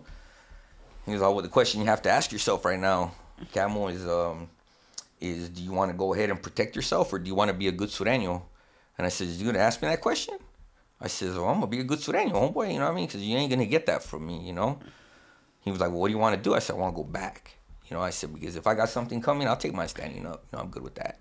You know, and he was like, we'll see. I mean, I'm sure if they wanted to kill you, you'd be dead. You know, so we'll see what we're going to do. So they shoot me off. And at this time, I'm waiting for the chain now. I already know I got my 16 years. I'm going to do it. I'm going to do at least 12 years, you know. And I catch the chain. And so I was going to end up in high power, which I wanted to go there because I knew that if I went there, I was going to get some answers. But I didn't get a chance to get those answers, you know. And so I cast a chain. I'm going to prison, you know, and I'm going to prison freshly hit. You know what I mean? I mean, all my wounds are still open, you know, and it was just. And let me ask you something. What prison did you go to? Kern County. And when you got there, they weren't aware. Like, obviously, it wasn't like it's not like you were no good. It was just something that had to happen because something fell on you. Like, how did that work out for you? Well, it's very interesting. So because I don't have no answers. I have no who, what, where, when, or why. I don't know what's going on. I just know I got hit. You know what I mean? And so I'm just. But and you're still on the main line though, like yeah. Well, I mean, I'm. You know, in my own personal world, you know what I mean? Like, I was always taught, like, you know, dude, you don't ever lock up. You know what I mean? Yeah. Like, if somebody's going to come to hit you, too, you were going off the yard that day. Yeah. You know what I mean? And I'm like, all right, cool. Yeah. You know what I mean? And so that's my mentality. My mentality isn't, like, locking up isn't an option. Right? Like I'm either going to die or it is what it is. The only time that I actually ever considered it was because they were wondering if it would be a good idea for me to do it because they had somebody that they really wanted that was in lockup, right? Yeah. But if I'm going to do something like that, I need to be signed off, you know what I mean, by a few people, you know what I mean? Not just one, I'm not just going to no, for sure. And so... Well, thank God that didn't happen. Yeah. Well, before, like, viewers, because, you know, viewers are like, oh, man, they're going to, you know? Yeah. Negra had a freaking... They're crazy. Our viewers are crazy. So I got to make sure I throw that in before they even start going. No. We stood solid, dude. You know what I mean? Like, you know, there's a lot of, you know, things will come out to light. Yeah. You know what I mean? So when I get there, man, you know, I walk into my cell, you know what I mean? And you know, my cell, he looks at me because I got puncture wounds, you know what I mean? Because I was fighting when it happened. You know, all my scars are in the front, you know, like there was none in the back, you know, because I was getting busy too. So when I get there, my celly's like, you know, and I had some on my neck, and I might have had one on my face, you know what I mean? And so, you know, I was poked up. I think I got hit like 56 times. You know what I mean? And so I get to my cell in Delano, and my celly's like, hey, Holmes, you know, we introduced ourselves, and he was like, well, so what happened? You know what I mean? And I says, I don't be honest with you, brother. You know what I mean? So I just kind of ran him down. Like, I have no idea. Everything that I knew, but I also let him know everything I was involved in and stuff like that. You know what I mean? And, you know, and I stuff, but I hadn't done anything wrong. I was like, hey, Holmes, I know I haven't violated any kind of da-da-da. And so he asked me a question. He goes, and he was from San Diego, by the way, which was, yeah. So anyways, he goes, let me ask you a question. I go, what's up? He goes, what would you do if a fierro came under that door right now? I said, and it landed in my hands? He goes, yeah. I said, well, first and foremost, I'd give it to you because it's not meant for you. It's meant for me. And I'd wish you luck, homie, because you're going to need it, you know? And he laughed. He goes, I like you. He goes, I'm gonna. Because we went with the rules. Obviously, you're just getting there, so it's gonna be. Yeah. It's for him to take you out. To take me, but I mean, you know, if a knife comes underneath there that's meant for me, I'm not gonna be scandalous and stab him. You know, it's not meant for him. You know, I'll give it to him. Wow. And wish him luck. You know what I mean? I mean, that was just my thought process. You know. And so he says, you know what, man, I'm gonna talk to my homies and let's see what's up. So went out to yard, you know, I had to explain myself, you know, and the San Diego card pretty much said, we'll have your back, bro. You know what I mean? I was like, all right, cool, man. It's so crazy. Because I don't know what's gonna come next. Yeah, you know? yeah. So, you know, you're there for at least 90 days, you know, and you know, when you first get there, you know, you're in the you know, reception. You meet everybody up, you know, and yeah, it's reception. So, anyways, well, as homies start catching the chain from the game module coming over, you know what I mean? You know, the temperature of the yard starts to change a little bit, you know? And so, you know, there was some homies that were like, I'd rather just stay away, you know? But then there was some homies that, you know, they want to make a name for themselves too, you know what I mean? And so they were like, hey, Camel, come here, old boy, you know what I mean? Like, what do you think you're doing here on this yard, you know? And so it was kind of like, if you don't think I should be on this yard, man, handle it, you know? I ain't going nowhere, so if you feel like today's the day, let's roll, you know? And you know, it's how it never materialized, you know. But I end up you know, so I stood there the full 90 days, and nothing happened. So I remember when I caught the chain, I end up I end up in Corcoran. So I'm in Corcoran now, still in the blind. This is like 95, 96 now. This is 1995. Okay. Right? So I caught the chain in February of 1995. And we got to Corcoran in May of 1995. So when I get there, I remember my celly, you know, he was a homie from Sereno, and he was kind of like a little nervous about it. You know, I mean, he's a big dude. You know, I mean, he's a big guy. And so, because I was thinking to myself, like, okay, well, if this fool comes at me, you know what I mean? Because I'm always, from here on out, dude, I'm just sizing people up. I'm like, all right, let me see what my chances are here, you know? And like, I'm a scrapper. I'm ready to get busy. So I'm just like, I'm gonna hit him here. I'm gonna do that. I'm always thinking in my head like how I'm gonna defend myself, you know. So you know, we had a conversation, man, and I remember he told me, he was like, man, dude, he's like, when that happened to you, bro, I felt so bad. He was like, cause you know, there was a time when like I was gonna go to a visit and I needed a razor, and I asked everybody on the tier, bro, and nobody wanted to give up a razor. You know what I mean? And I remember I went up to you and I was like, hey, Holmes, does anybody here have a razor? I was like, yeah, I got a few of them. You need one? And he's like, yeah. And I'm like, yeah, bro, here, man, you need soap? You know what I mean? Like, you know, I was generous, you know? And he was like, and I remember that, bro. You know what I mean? I don't even remember doing it, to be honest with you, but he remembered and he told me, and he, like, when that happened, I was like, why you know? And I'm like, well, homie, I don't know what happened. So, you know, I was like, just do me a favor, man. Don't hit me in my sleep. You know what I mean? At least let me have my feet on the ground, you know? And he was like, well, hopefully I won't be the one to have to do that. You know what I mean? Because, you know, we got along good. So anyways, I get to Corcoran, you know, and everything follows you, right? So, you know, I get out there on the yard. The dude who's running the yard introduces himself to me, you know, and, you know, and of course, you know, within a day or two, you know, now they're hitting me up, what happened in the county, you know? So I don't know. I don't know what's going on, you know? I explain myself to the best of my ability, you know, and so the dude says, well, you know, do what I gotta do, you know? So then this dude who's running the yard is telling me this stuff, right? And then like a day or two later, this dude Selly comes and hits me up and says, hey, Camel, you know what, bro? It's actually him who has to go. You know, the dude who's running the yard. And I'm like, I ain't doing that.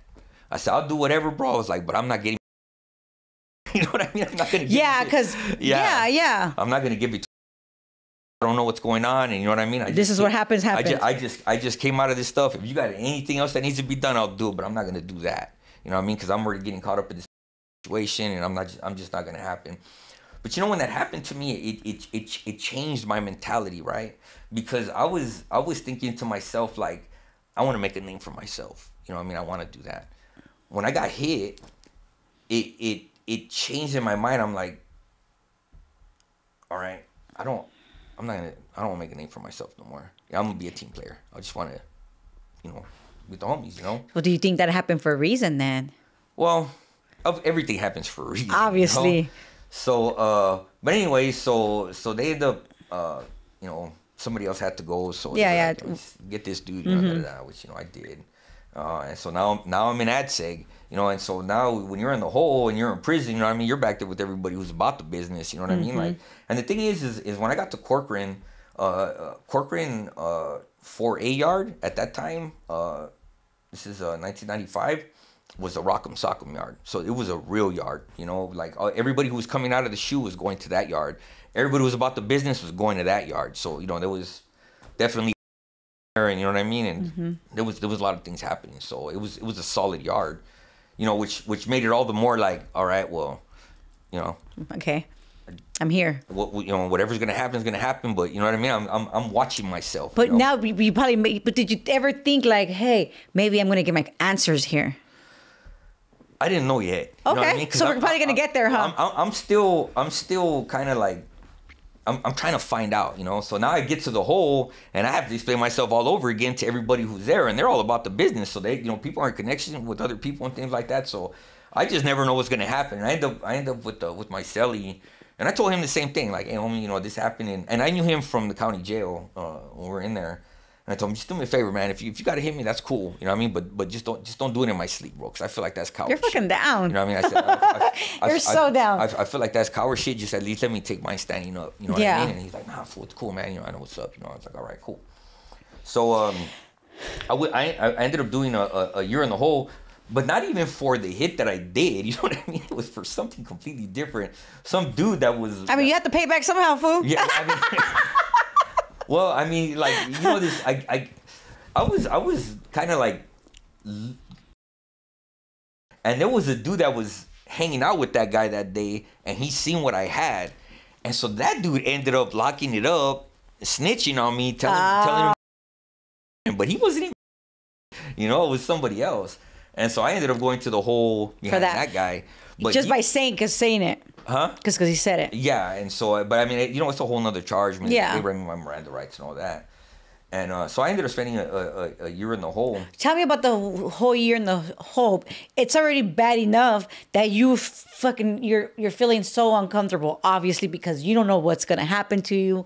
Like, you still don't know. Right. Like, you could get hit any day. Because... you don't know, and you have to be in this place for a whole year. Right. Well, I mean, you know, it just is what it is. You know, I mean, it's not like the whole year that I was there was like, oh man, am I gonna hit? You know what I mean? It's just like, I already talked to my cellies and say, man, if you gotta do what you gotta do, that's fine. You know what I mean? Just don't hit me in my sleep, bro, because I just feel like that's coward shit. Don't do that. You know, like let's man up. You know, I'm that, you know, anytime. So anyways, and we had that understanding. So, you know, I mean, I'm just doing my whole time, you know. Okay, You know, we're still doing our thing. And, you know, I remember at this point in Corcoran, they're doing the gladiator fighting and all that. And I remember there was a point where I was in the hole right there, and we would program together. So it wasn't like you were just programming with your celly. You would program with all the people. With everybody who's active, you know. Excuse me. Tell me more about this gladiator stuff. So I'll tell you. Okay, so the gladiator in Corcoran, it was a big thing. I mean, you could look it up on YouTube. They talk about it. Where what the guards were doing is they were betting on inmates. So they would put a Sureño out there, and they would put a black guy out there, and they would let them go for it. Like that movie, babe. What is that movie called? Shot Caller. Shot Caller with the white man. Oh, that is. I haven't seen it. Amazing movie. Is it really? Yeah. So and they would fight. No, it's great. You know, they would fight, but I mean, these cops were taking people out, and they were betting on it, right? And they were calling it the gladiator. You know, it's like the gladiator thing. So I remember there was this one day that we went out to yard, and there was this dude, and he was talking to me. He was a paisan. He was just like, I remember I just didn't want to be talking to him that day, you know. And then all of a sudden, I like. There was a white dude, and he hit me with a basketball, and I was like, what the heck? And he's like, hey. And they let a couple of black guys on the yard. And it was just me and my celly on the yard at that time, because they were still releasing. So they put the two black guys on the yard, and it was just me and my celly. And so they came directly for us. But because I was talking to this guy and I was distracted, I didn't know that they were coming towards me. And the white dude threw the basketball, so then I was able to and so he hit me, boom, and then I did my thing. You know what I mean? Yeah. You know. Wow. It's so crazy. I mean, it's sad how, you know, these people that are in charge of, like, the other man, like, just the fucking guards, you know what I'm saying? Like, for sure. how sickening.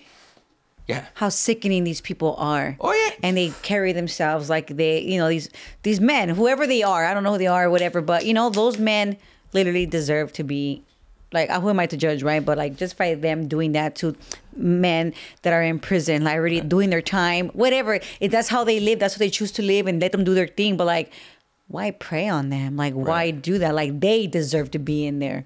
So the cop that let the dude in, That's how I feel. he seen me. Yeah. So this, I'm gonna tell you this right now. So he seen what I did to the dude, you know. So when we get back to the thing, you know, when the dude hit me, he opened me up on my chin, you know, and so I had a little cut. And so when the MTA was there, he's like, hey man, he was like, do you want me just to sew it up or do you want the numb stuff? I'm like, nah man, just go and poke me, bro. Go for it, man. You know, so he stitched me up. And the cop that was there, he was like, hey man, are you going to the shoot? You know? And I go, probably, you know, and he was like, all right, so I just want to know who to place my bets on. You know, and he told me that, all right, you know. And I was like, well, make sure you place your bet high, brother. You know what I mean? He laughed. Wow, And that's sad. Right, because that was all happening in the shoe at that time, you Yeah. know. And so I didn't end up going to the shoe. But just to kind of let you know how I ended up getting answers. So in the gang module, the guy who was holding the knives, okay, he was in connection with somebody of his own, you know. And him and I were actually friends, you know, because like when I would hit dope and he would hit dope, we would trade dope just to see, you know, like, What's better? oh yeah, let me try yours, you try mine, blah blah blah, you know. So we kind of had that relationship going on. And I knew him pretty well, so I knew he was involved in a lot of the that were happening there, you know. He's a cool guy. So on my last day in the ad seg. I remember because it was Super Bowl Sunday and the Cowboys were playing and we won that day, the Super Bowl. You know? And they let me out because I remember they were going to let me out earlier. And I told them, hey, fool, can I just kick it just to watch the game? They're like, yeah, man, go ahead. Because I'd already been there for a year. And at that time, it was kind of rare for people to stay there for a year in ad seg. Got They it. were getting people out. Now it's common, but back at that time, like before I left, that was common for people to stay back there for a year. But when I first got there, it wasn't. They were getting people out, you know. So they let me out. And when I go they're going to let me out and I go to the main line, they open up my door. And when I looked in and I saw who my cellie was, it was that guy, the one I used to trade dope with. And I'm like, I know who you are. You know what I mean? So I came in, shut the door, bam, took my shirt off. And he was like, Camel. And No fucking camel meat food. You know, in my brain, that's what I'm thinking. Yeah. He's like, hey, man, I've been looking for you. And I was like, well, you found me, homie. Like, here we are, you know? And he goes, no. He's like, it's not like that, dog. He's like, I got to talk to you, you know? And so he had all the information That you need it. that I needed in order to know that was a bad hit and it should have never happened.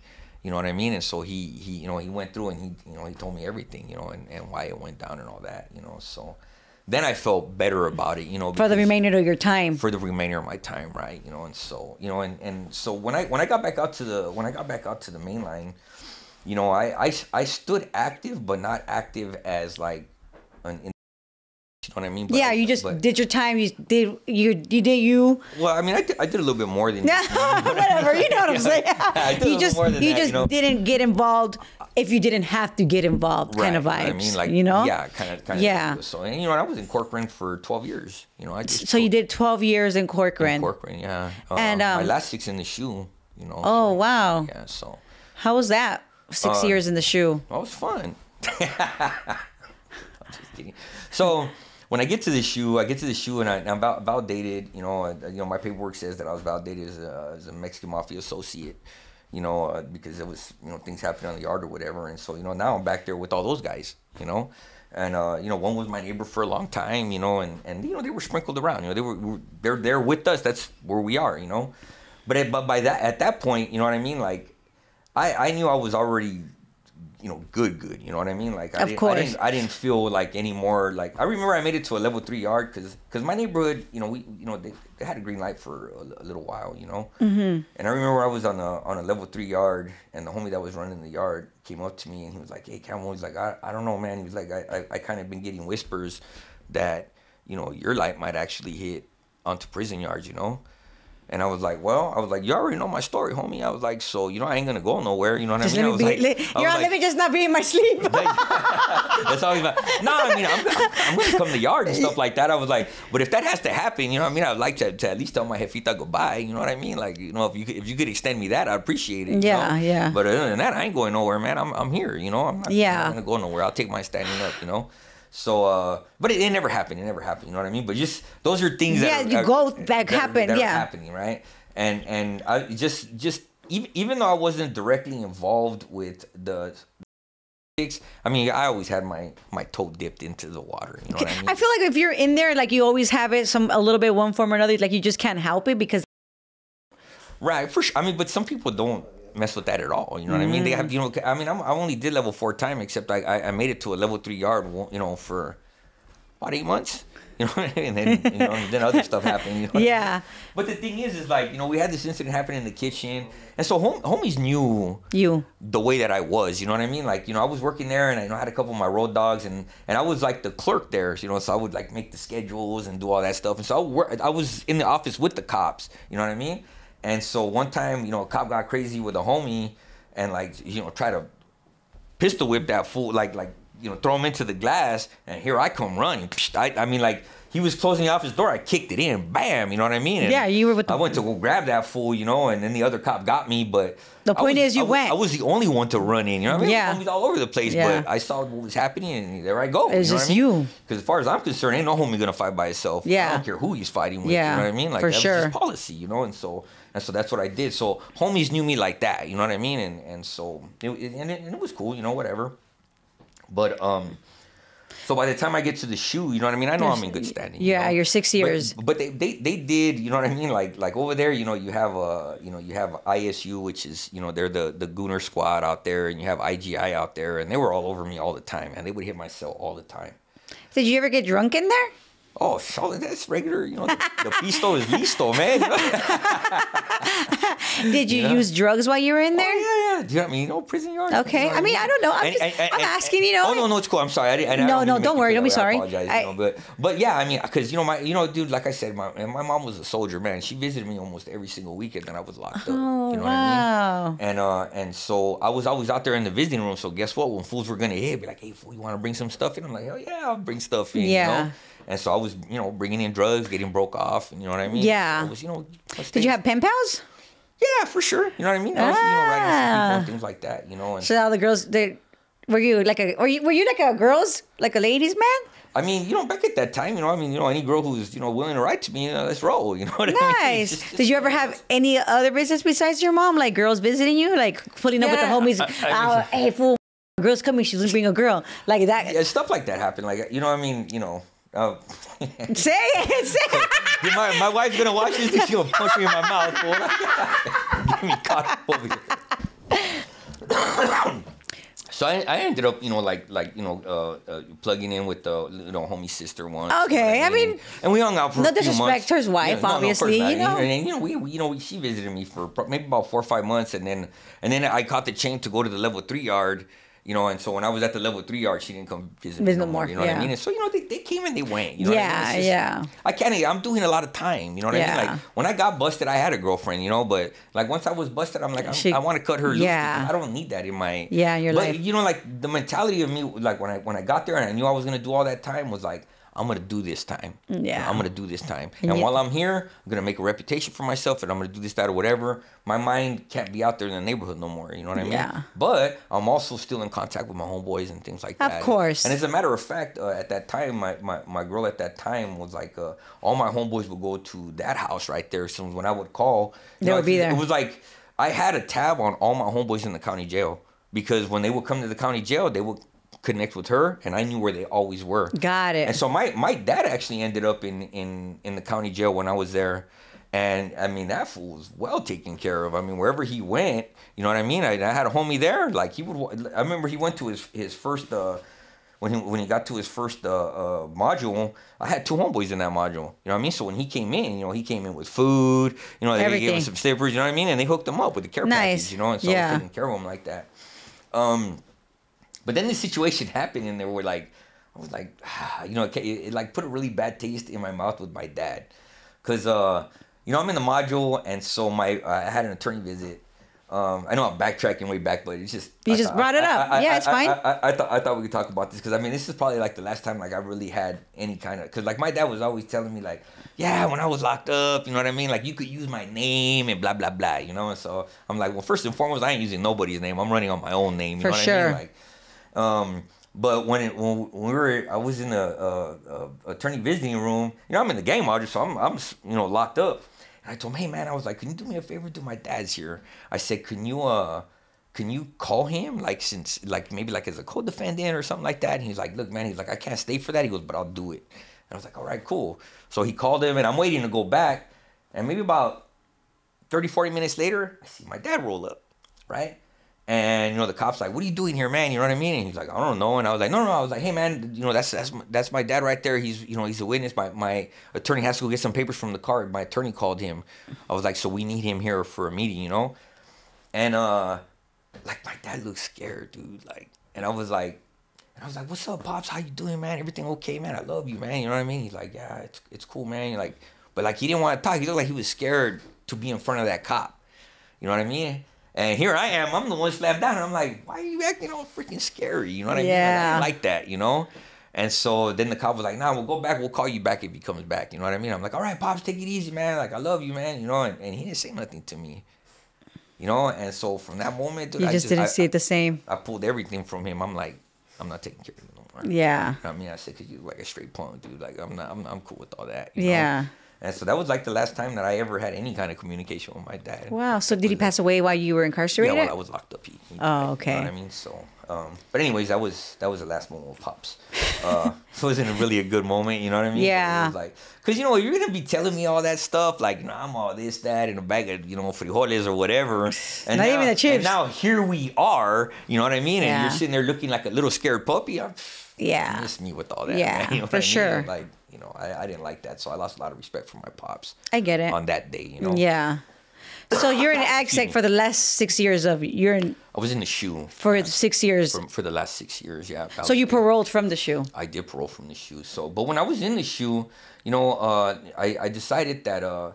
So I remember my cousin that I told you that went to my house to check me and all that stuff. So that cousin was always kind of I remember him always kind of being the cousin who burned out. You know what I mean? This fool never held a job. You know what I mean? He's just always living at mom's house. Yeah. And so I was still on the mainline yard. I remember my mom telling me oh yeah, dude, he's doing really good now. He became a personal trainer and he's doing good things. And I'm like, all right. So one day I called. And she was like, hey, he wants to talk to you. So I was like, hey, what's up? And I was like, what's up, cuz? How you doing? And I said, I'm good, man. I said, I hear you're doing good. He's like, yeah, fool. He's like, man, I got my own house now. You know what I mean? I got my girl. We got her, I'm married and I got my kids and I'm doing really good, He was like, get yourself, get with. He was like, dude, I know you're good with people, you know what I mean? And when I got out of Y, I was pretty big, and I was still working out when I was out there. So he's like, yeah, fool. He's like, get everything you need. I'll get you a Holly when you get out. I was like, all right. So when I get to the SHU, well, now I got time. Now you're just working out extreme. Now I got time, but I wanted to start getting the paperwork because when I got out, I wanted to, be a personal trainer. I mean, I was all about, working out. And my program for the whole time I was in the SHU is I would get up and do 500 burpees before breakfast, Monday through Friday. That was my every single day routine. And then I would do the workout that we did whenever we went to the yard. Yeah, so I was just all about that. That's how you did your time. That's how I did my time. Because everybody has their own little routine, regardless of the routine. You could only do so much, obviously, but you still have your own routine to make your day go by faster. Sure. And that was yours. Yeah. Working out. I figured, I want to do something on myself, man. You know what I mean? Good. I want to get a job or something like that, And so I started going to school, So I remember my mom, she sent me this, she found a school that did fitness training, So I went through there and I did the schooling and it was good. I ended up getting a diploma. And so then I started to understand how important nutrition was, So I told her, what, I think I want to take a nutrition course, She goes, I found this book. I'm going to send it to you. I said, all right. So she sends me this book, and this book is a book that has, it's just colleges that do correspondence courses, right? So I'm looking at all these colleges, and I'm, God bless your mom, huh? Yeah, yes. There's a lot going on with it. I got a lot of mama drama, man, and it hurts my heart where we are at this point, man. But you know what I mean? She really, really took care of me a lot, My mom and I are on speaking terms right now, but it's a whole different. I could run that down later, but either which way, she sent that to me, and so I wrote to 30 colleges with what I wanted to do. I threw a bunch out there. And I got 3 responses, So I picked one, and I wrote to them. They wrote back to me, said, we'd love to have you, you know. And I remember that the name of the college at that time was called American Academy of Nutrition, you know. I learned a little something about colleges when I started going, you know. So anyways, I take course, you know, and so the way college credits work, you know, you take a course, you get so many hours, you know, and so I had to take like 12 courses to get a diploma, you know. And so after I got my first diploma, you know, and I had been going to school, man, and I remember like when I first when they were first sending me my books, I was in the shoe and they didn't want to give me my stuff. You know, they kept sending it back. And so I was writing 602s, you know, I was writing appeals like, hey, man, I want my stuff, you know.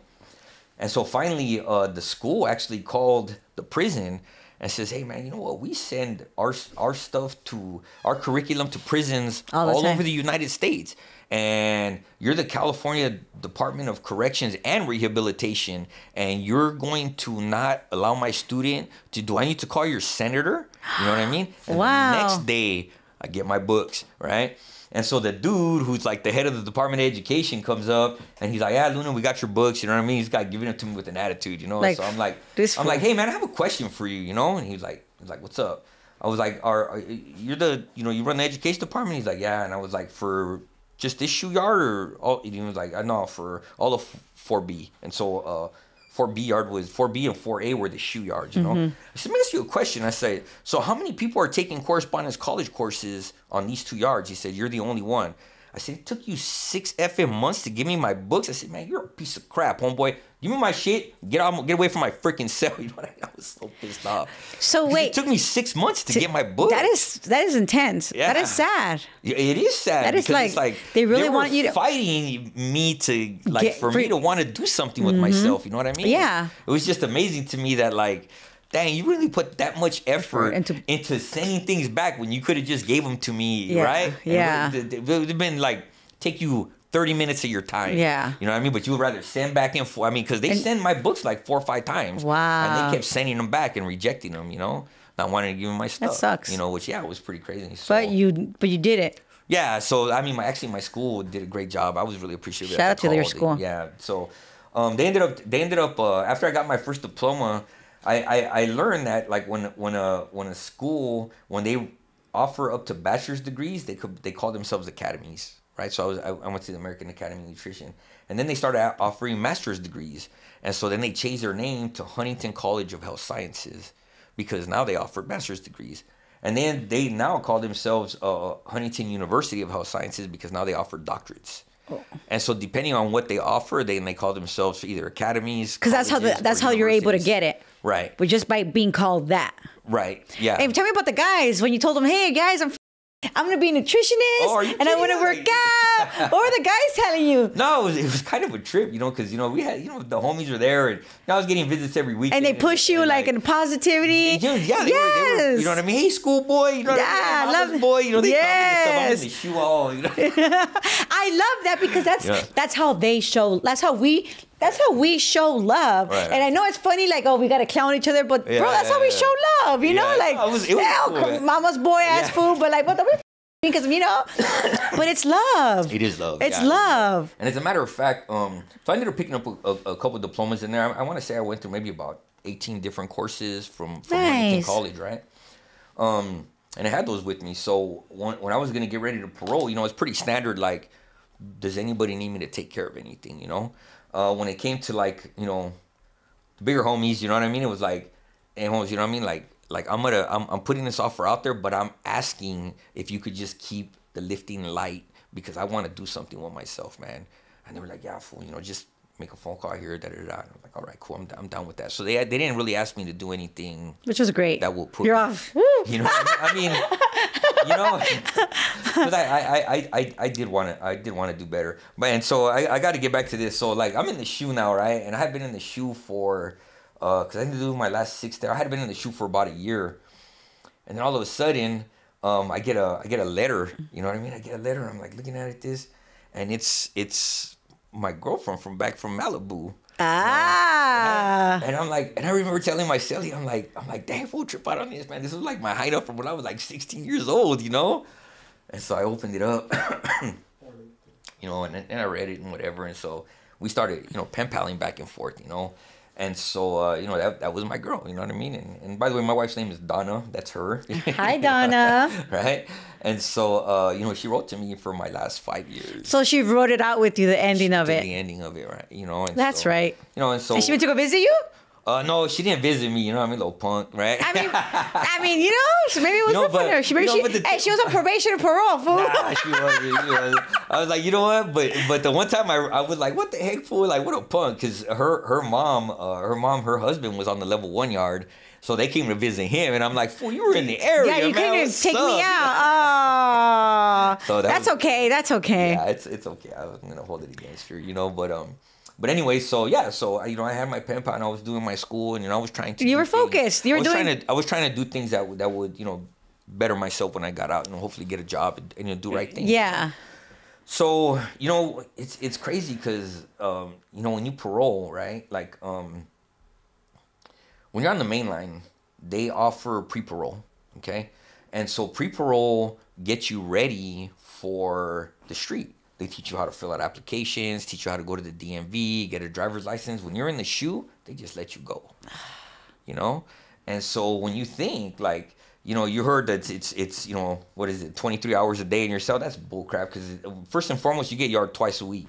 But the thing is, they let you out there for 3.5, 4 hours, so it averages out to, you know, you get yard an hour a day. But that's bullcrap. You only get yard twice a week.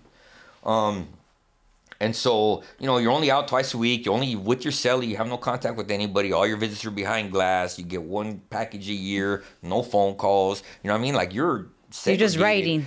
You know, you're segregated from. You have no human contact with nobody. You know what I mean? And you're in your cell or you're in a dog cage. You know, because the yard out there on the shoe, they put all these cages up so only you and your cellie could be in there. So you're the only physical contact you have with anybody is with your cellie. And so, and there was a point where I got into a fight with my cellie, you know what I mean? We were drinking, got drunk, and, you know, beat that fool up.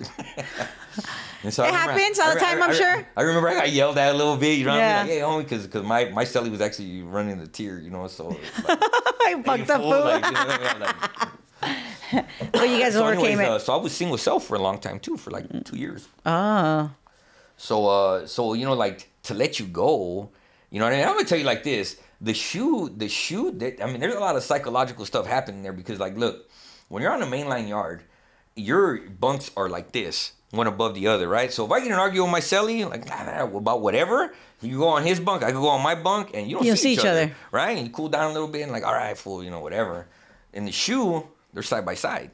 So you're just looking at it. You ain't never getting away from that. But it's meant to breed violence. Yeah. It's meant to breed violence. You know what I mean? Yeah. Like, you know, you don't think of it like that, but that's exactly what that's meant to do. Yeah. It's meant to breed violence because, you know, they want to, as long as the system can always keep you fighting amongst each other, right? Yeah. Then they don't have to worry about, you know, others uprising. And I mean, because I tell you what, man, there's only like one cop to every, you know, what, like 300 inmates? You know what I mean? I mean, come on, man. Like, you know, when there's cops out there on the yard, there's only 15, 20 of them. You got hundreds of dudes out there on the yard. You know, what are you going to do? Yeah. You know, and so, but they have that understanding, you know what I mean? Yeah. And so, you know, the race stuff and everything, you know, it's alive and well in there. Yeah. You know, but as long as they could keep us fighting against each other, you know? Yeah. But, so when I went to parole, I had an advantage because one of the courses that I took was, I took sports psychology, okay? And one of the things that I learned was about what we call visualization techniques, right? A lot of athletes use it, boxers use it, you know, and what they do is before they actually go out there during game time is in their mind, they picture themselves out there. But it's not just that. It's like the smell of the grass, the sound of, you know, the people out, you know, and so it's very detailed. And so for like my last 6 months, for an hour every day, that's what I would do. I would visualize myself just like being out there in the mall because I would be talking to dudes. So like when you go to the yard that's attached to the shoe, it's a cement yard, okay? And so, you know, whoever your next door neighbor was could be next to you, but you know you're different. You just have that little. And normally when you go to that yard, like, you know, like. Both your it was rare that both cellies would go out because, you know, he needs a little alone time over there, you know what I mean? So I'll go out there, I'll go to the yard full, you know what I mean? It's like, all right, cool, and then we would switch. Yeah. You know? So when we went to that yard, it was different than going out to the major yards, you know? So, yeah, I was talking to dudes, and I was talking to this one norteño who's my neighbor, And because kind of the policy was right there, like, you know, if you're on roll call, you know, you Just talk to them. You know what I mean? If they're pesetas or whatever, of course you're not going to talk to them. You know what I mean? But so I was talking to this one norteño, and he's like, hey, why are you getting ready to get out? I'm like, yeah. He's like, are you excited? I'm like, oh, I'm a little nervous. Hey, y'all, can we role play? Yeah. I'm like, you know, that's going to be my hideout right now. Anyways, no, but he told me, he's like, man, fool, he's like, you know, it's going to be crazy for you. He's like, you know, I did 15 on my last stretch, man. He was like, and I was at a mall, you know, with one of my primos, and like it was Christmas time. He's like, man, I had an anxiety attack. I left. He was like, I was next in line. He was like, I dropped my stuff and we booked out. You couldn't like, do that's a lot. And you know what? I was thinking to myself, like, I don't want to go out like that. I'm not gonna let these fools beat me like that, man. I'm like, I don't want to. And then I was talking to this Wood, you know, is this white dude, and he was like, yeah, dude, you know, last time I got out, my girl was like, here, fool, drive the car, you know, and it was stick, and I'm like, nah, man, you do it. And she was like, here, fill out this check. He's like, I don't know how to do that stuff. You do it. You know what I mean? I'm like, yeah, I don't want to go out like that either. You know what I mean? Like I want to. You've learned from every single one. Yeah, like I want to walk, man. You know what I mean? Like I don't want people taking care of me. You know what I mean? It's like I'm cool with all that. You know. So then I started doing those visualization techniques in my brain. You know, because I was thinking to myself like, well, I mean, man, dude, there's gonna become a time when I'm gonna be walking in crowded places and people bump into me. They're not gonna say excuse me because they don't get. Hey, care less. You know what I mean? And so how do I deal with that? You know? And so I did that for like my last 6 months. So I feel like that helped me out a lot. Good. So then I get picked up. I shoot to Lancaster for my last like 90 days. And it was crazy because on the day that I'm going to parole, right? You're supposed to parole like 8 in the morning, right? And your people come pick you up and you take off. Not me, right? I get over there to Lancaster. It's my last day. Like they serve breakfast. I'm trying to take off. You know what I mean? And then here comes lunch. And you know what I mean? And like, then dinner's coming, and I'm like, hey, man, I was supposed to freaking parole today, you know? And they're like, oh, yeah, hey, Luna, yeah. And matter of fact, you know, go ahead and pack up your stuff. And I'm like, man, why so late, you know? So they pull me out. You know, they cuff me up. They pull me out, and they put me in a cell. And I remember my parole clothes were sitting right there, and I'm cuffed up, and I'm looking at them. Like, oh, I got the 501s. Those are nice pants, man. You know what I mean? Like, those are good shoes. I can't wait to put them on, you know? And then, this dude, you know, he kind of looks in here, you know, he's a black dude, and he was like, are you Luna? And I go, yeah. And he goes, hey, you. He was like, you come over here, you take the handcuffs off that man. He's a free man today. What the frick is wrong with you? You know what I mean? And the dude was just like, you know, he came in, and I remember when he took the handcuffs off of me, it felt weird being in there uncuffed with a cop. Wow. You know what I mean? Yeah. And I just remember it was just like this weird feeling, you know? And he's like, the dude apologized. He was like, hey, man, I'm sorry, man. He was like, I don't know why they brought you out like this. I'm sorry. He was like, but the thing is that you're required to get picked up. I'm your parole officer. He's like, I have this other parole officer here. We're going to take you back to our, you know, to the office, and then your people will pick you up from there. So I ended up getting picked up by two parole officers. I didn't just get released, you know. And well, maybe it was kind of like a little better in the way you get to like mentally or no. Nah, heck no. I don't know, you know. I'm trying to get picked up by my peeps, man. But, you know, the one thing that I did do is I remember they gave me money, and I gave away all my cosmetics, man. So I'm like, I feel a little BO, you know what I mean? I was like, you know what, man? I remember telling the cops, like, I was like, hey, man, can you do me a favor? And they were like, yeah, dude. I was like, could we stop at the first liquor store? You know what I mean? I just want to go out there, you know what I mean? Like, yeah, dude, whatever you want, bro. You're a free man today, man. I was like, all right, cool. They were super cool, man. We were chopping it up in there, and it turns out that dude that yelled at that CO, he said, oh, yeah, dude, I used to be a CO back in the day. He was like, I feel like any monkey could do that job, man. He was like, I want to do something where I can actually help you guys. Yeah. You know what I mean? Like, there ain't none of these dudes in here helping you, you know what I mean? Not at all. Like, you know, I want to try to help you, you know? And That's like, good. I appreciate that, you know? So so you went to go get some hygienes from the liquor store, or you just? Well, I went to go look for it, but I didn't find it. But it just, oh man, I just wanted to like, I'm like, you know what, dude, I'm just gonna jump in for like, let's just roll, you know. So yeah, I did, and it was just the weirdest feeling, man. Like, so you got out, and then who picked you up, your girl or your mom? Oh, my mom. Okay. Yeah. So my mom. So and then, you know, my mom's crazy, man. She like, Cause she wants to go all out, dude. Like, She's down, like, when I got home, like she takes me to the house. I mean, there's like a bunch of people there, and she rents me a limo, and we end up going to like, the Cheesecake Factory. And I'm like, I've only been out for a few hours. Yeah, I mean, she's down, dude. And the next day, like, you know, we get up, and she was like, I got a surprise for you. I'm like, okay, and so she takes me to Glen Ivy. Have you ever been to Glen Ivy? Yes, I love Glen Ivy. Damn, well, your mom is bougie. She is bougie, dude, big time, you know. So she takes me to Glen Ivy for like, come on, man, I haven't had contact with people. Dang, you had Wessel, huh? Dude, it wasn't even, you know what? It wasn't even like that, dude. It was like nervousness. I remember they put me. I went into the room, right, and it's all playing the music. You know what I mean? And it's all dark in there, and I'm like.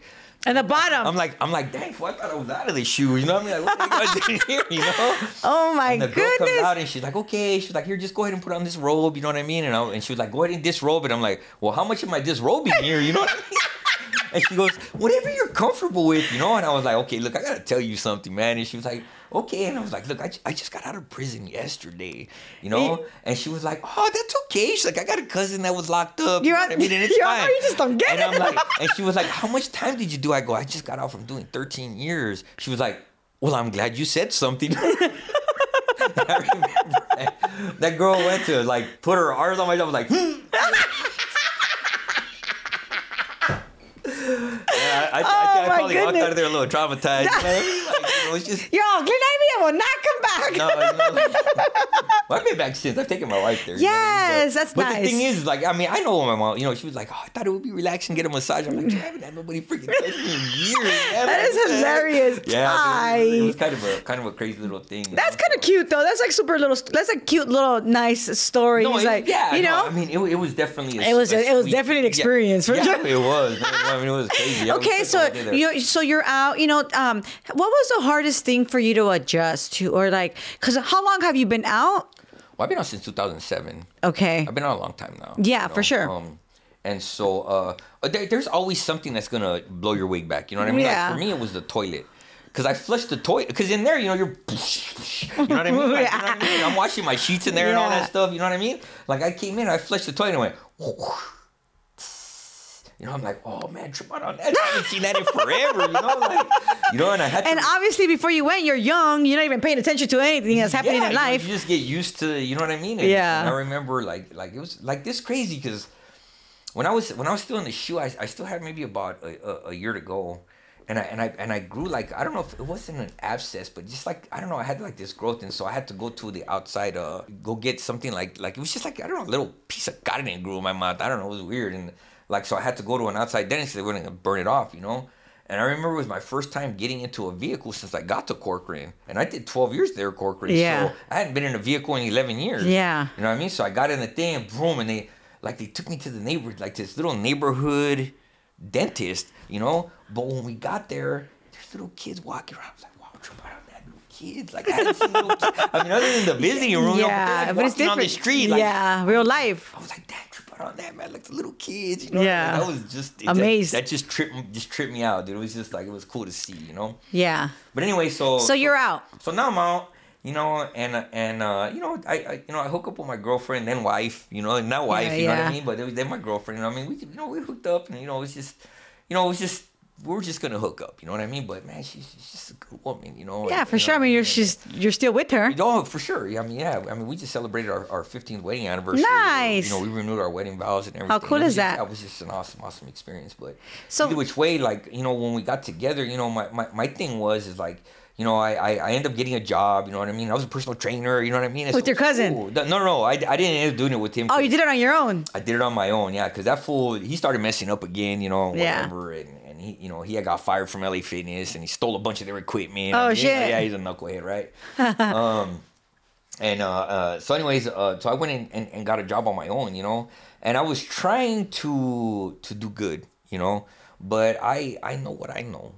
You know, I know what I know. And so I drifted back into getting high, and you know what I mean. And you know, the homies would come over, and you know, all that kind of stuff, and you know what I mean. And so I started integrating myself back into the neighborhood. You know what I mean. And I was still working. You know, I worked at LA Fitness. I worked for a place called Quantum Fitness. I worked for a place called Fit Pro SoCal, and the dude who owned that was an ex. You know, he did time in prison, so like, you know, he kind of had a soft spot in his heart for me. But I was retarded. You know, yeah, I was doing stupid stuff. You know, and so it was hard for him to keep me. You know, because I was not dependable. You know, and so you know, just getting back into doing the things that I did before. You know what I mean? And I was active. You know, so you know, drug dealers liked having me around, you know, because if, you know, there's a little fire, I know how to turn those off real quick. Yeah. You know, and so, you know, had a bunch of drug dealers in my pocket that were just, I never had to pay for drugs, and it would drive my wife freaking insane, man. And, you know, and like when we got married, you know, I remember like we're sitting there and it's raining that day a little bit. It's just sprinkling, you know. And we're going to get ready to, you know, we're in Penn Park out there in Whittier, and it's just me and my wife and the guy who was going to do the officiant, if you will, and then her aunt and the aunt's daughter, you know, her cousin or niece. And so before we go out there, I tell her, I go, look, I was like, before you take this step with me, I said, there's 3 things that you're going to have to really understand about me. Is first and foremost, I'm always going to have my hand in dirt. I'm just always going to have my hand in dirt. I'm always going to be from my barrio, and I'm always going to be a drug addict. Can you handle that? You know? And she looked at me, and she was, yeah, I can handle that. I said, all right. So we went, and we got married. We got married January 3rd of 2009, so I had been out for about a year and a half, you know, when I got married. But it was hard because I didn't know how to be a husband, you know.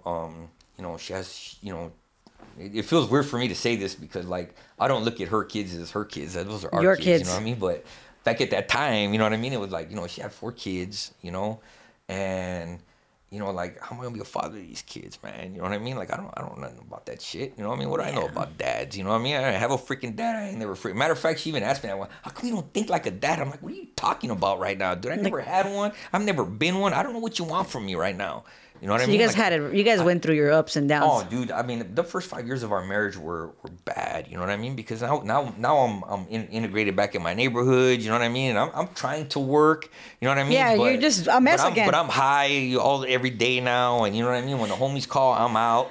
You know what I mean? And so she spent a lot of those first 5 years by herself. Yeah. You know, by herself. You know, and so. You know, and I'm doing whatever I'm doing, and I'm selling drugs a little bit, you know what I mean? And just, you know, just trying to make things happen, you know? Go ahead. So what happens in your life that makes you become who you are now? So we go to one of my connects, you know, and you know, I go pick up, and as we're leaving, you know, my connect's hot, man, and so I end up getting pulled over. I get busted. I pick up a drug case. I'm in Riverside now. So mind you that we were living in Fontana. My wife stepped out and she had bought a house. You know what I mean? In what 2011? Like the housing market was still crashed, so we got a house for a really good price. You know. And thankfully to her, you know what I mean, because she was really the only one bringing in an income. You know what I mean? Like I was all messed up. You thought you were doing things, but you really weren't doing shit. I was. I mean, I knew I wasn't up to par, dude. I knew that. I mean, I'm not stupid. You know what I mean? Yeah. And, you know, I mean, I used to tell her like, I'm sorry, babe. I'm not giving you my best. I'm just, you know, I don't know how to get over this. You know.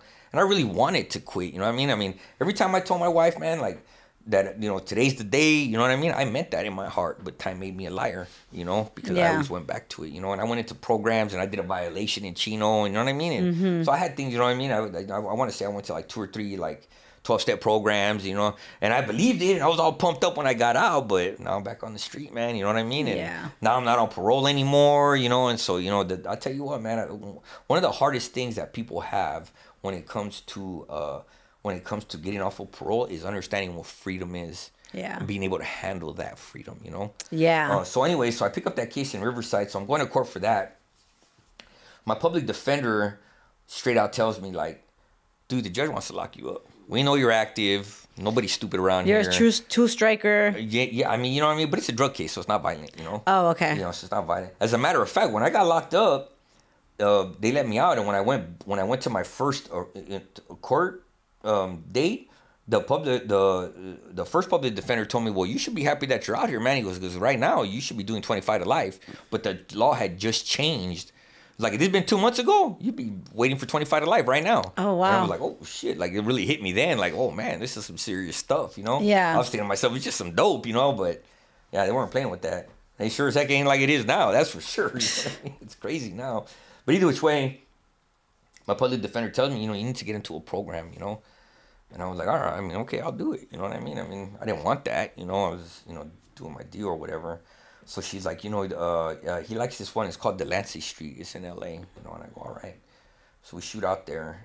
And so, like, I learned that those dudes who run Delancey Street were people who were there. So, like, they get recovery and then they run it, you know?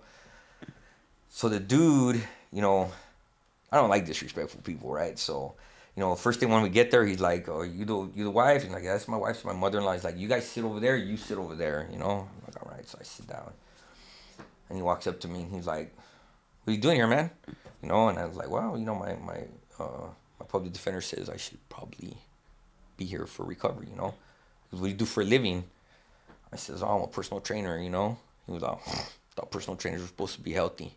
And he walked away from me. And I was like, cool. Facts, though. Like, cool, you know, so whatever. So now we go into an interview room and there's 3 of them, you know what I mean? And they're asking me some questions. How long you been married for? Da-da-da.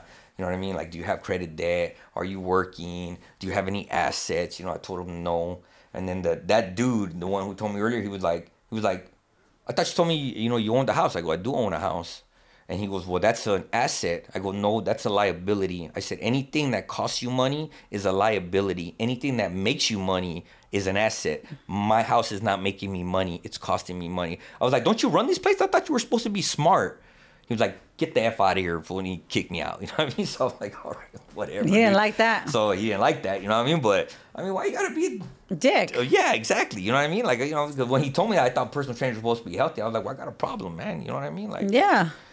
So when I hit him with that, one of his boys laughed. And so then he was like, get the F out of here. We don't want you here, blah, blah, blah. I was like, I don't want to freaking be here anyway, man. You know? So, but when I walk out of there, I'm like, oh, shit. You know what I mean? Like, yeah. I still got to go to court, man, you know? So my wife was like, what happened? I told her the story, you know? And she was like, good, I didn't want you here anyway because they didn't want me to have no contact with her for 6 months. Because he's like, well, you're getting high with her there, so she didn't do nothing to stop you. Yeah, for sure, which is understandable. You know, so I'm like, yeah, you know, but... So... I call the public defender and I tell her, hey man, you know, I give her the story. She's like, why you gotta be like that? Like, that fool, if you wouldn't have told me that, I wouldn't have said that, you know. But she was like, look, there's this public service worker here, and she said there's a church there. There's a church called a Path to Life. She's like, they have a 2-year substance abuse program. You go there and see if they'll take you, you know. So I was like, all right. And because when they first told me I had to do programs, I started calling a bunch of places, right? And a bunch of, like, everything had waiting lists, 6-month waiting list, 2-year waiting list. I mean, they were all waiting lists, you know? So I was expecting, like, I'm going to go there and, you know, still got a little time, you know what I mean? Because I'm not trying to change, you know what I mean? Matter of fact, we go there and we go to the church, you know, and the guy who runs the home, he's the associate pastor there. His name is Pastor Juan. You know, we sit there and he's like, you know, doing the interview process. You guys married? Yeah. They don't know what's going on. This court committed. Yeah. He was like, so you ready to come in today? And I was like, oh, shoot. I was like, well, I can be. He was like, go get your stuff. Be back by 5 o'clock. I was like, oh, snap. All right. So we leave. And I called 2 people.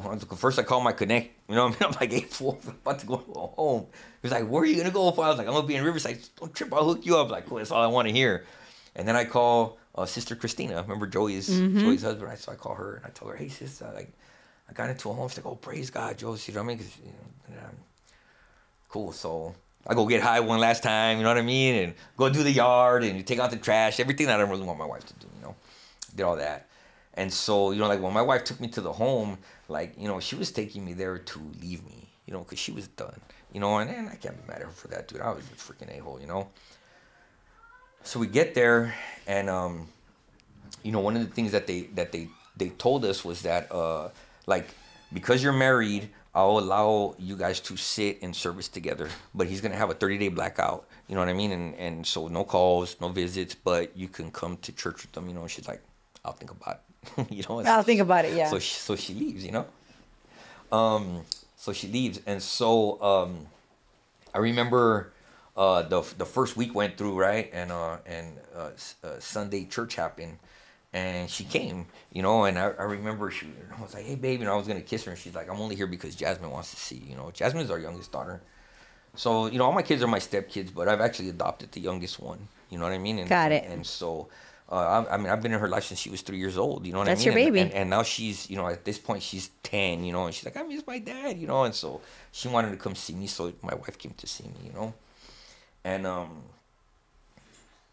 was like, hey, well, you know, I appreciate you coming. You know, because now the cobwebs are clearing out. You know what I mean? I've been sober for a week. You know, Yeah, so, yeah. You know, Now you're kind of opening up to reality. Yeah, like coming out of the I'm starting fog. to see a little bit clearly. Like, you know what I mean? And so, the next Friday comes. And she's there, and I was like, oh shoot, like trip out, you know. So I walk up to her, I'm like, hey babe, how you doing? And she's like, good. She's like, so I was talking to Sister Christina, and she wanted to know the name of the home that you were in, you know. So I told her, oh, it's Path of Life in Riverside. She goes, is the pastor's ever name Raul Diaz? She goes, yeah. She said his wife's name is Gina. She said that's Joey's cousin. And I was like, what? What do you mean?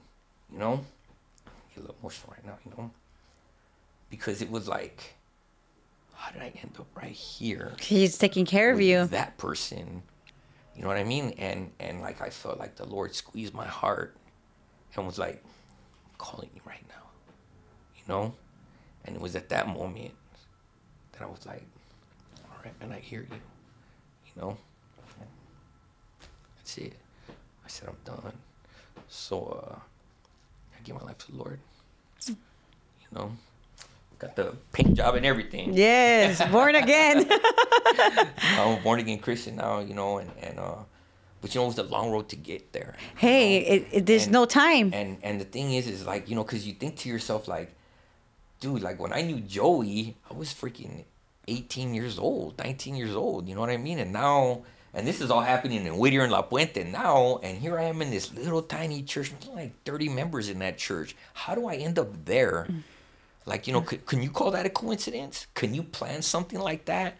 I mean, when God calls you like that, that means you're gonna like, take it. He doesn't leave room for like, well, maybe. Yeah, no, yeah.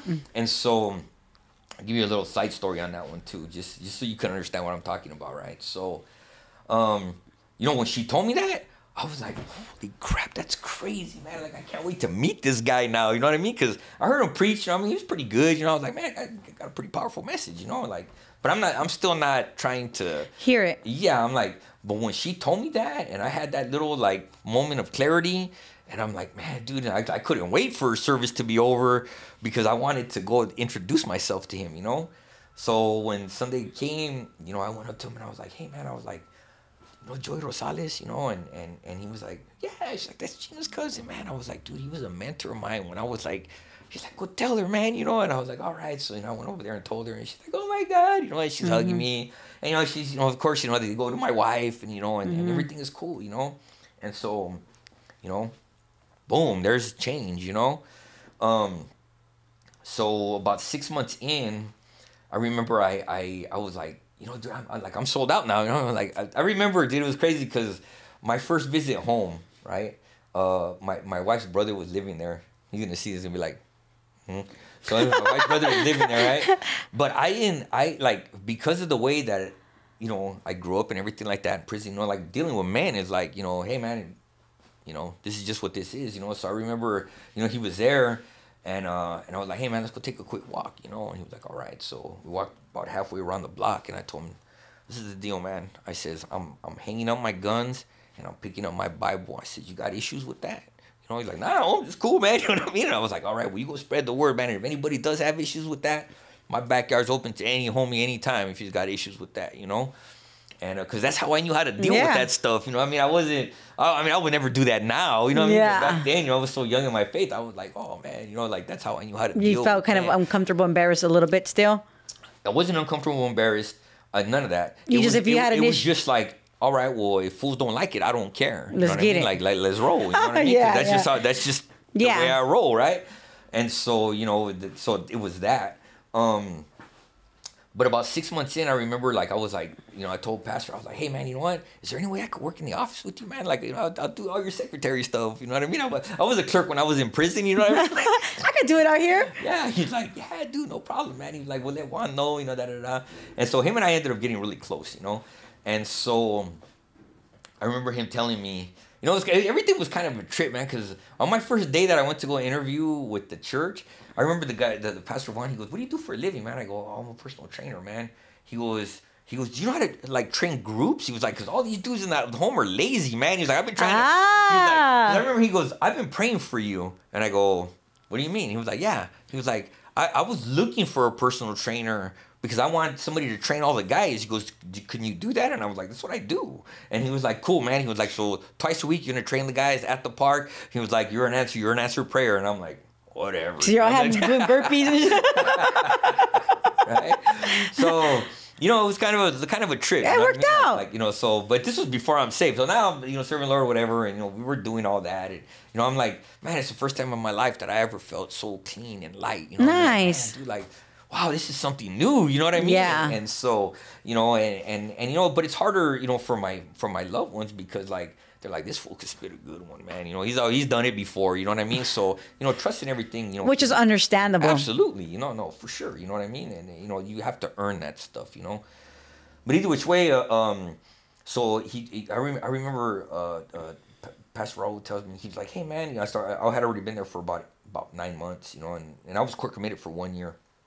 He goes, let me know when you're 2 months to the house. He goes, because you know what? I told the guys at Clark's about you. So there's this health food store in Riverside, not too far from our home, called Clark's Nutrition. He was like, I told the guys at Clark's about you. He goes, I think they're going to open up one in Chino. He goes, so I told them about you. He was like, so when you're like a couple of months there, he was like, let me know. He's like, and I'll have you go over there and apply. And I was like, all right. And so kind of the way that it was working in the home is like, they were allowing us like our last 2 months to be normal. Like my wife would pick me up and she would take me out there and I would go fill out applications and I would go on like the job websites, like, and I would like Indeed and all of that stuff. Like Indeed and all, yeah. And I would put in my resume and I was doing all that kind of stuff. And I remember when it was time to go to Clark's, like, I was like, all right, so when do I go? Who do I talk to? He goes, okay, you're going to go on a Friday. He goes, it opens up at 8 and you talk to Starkey.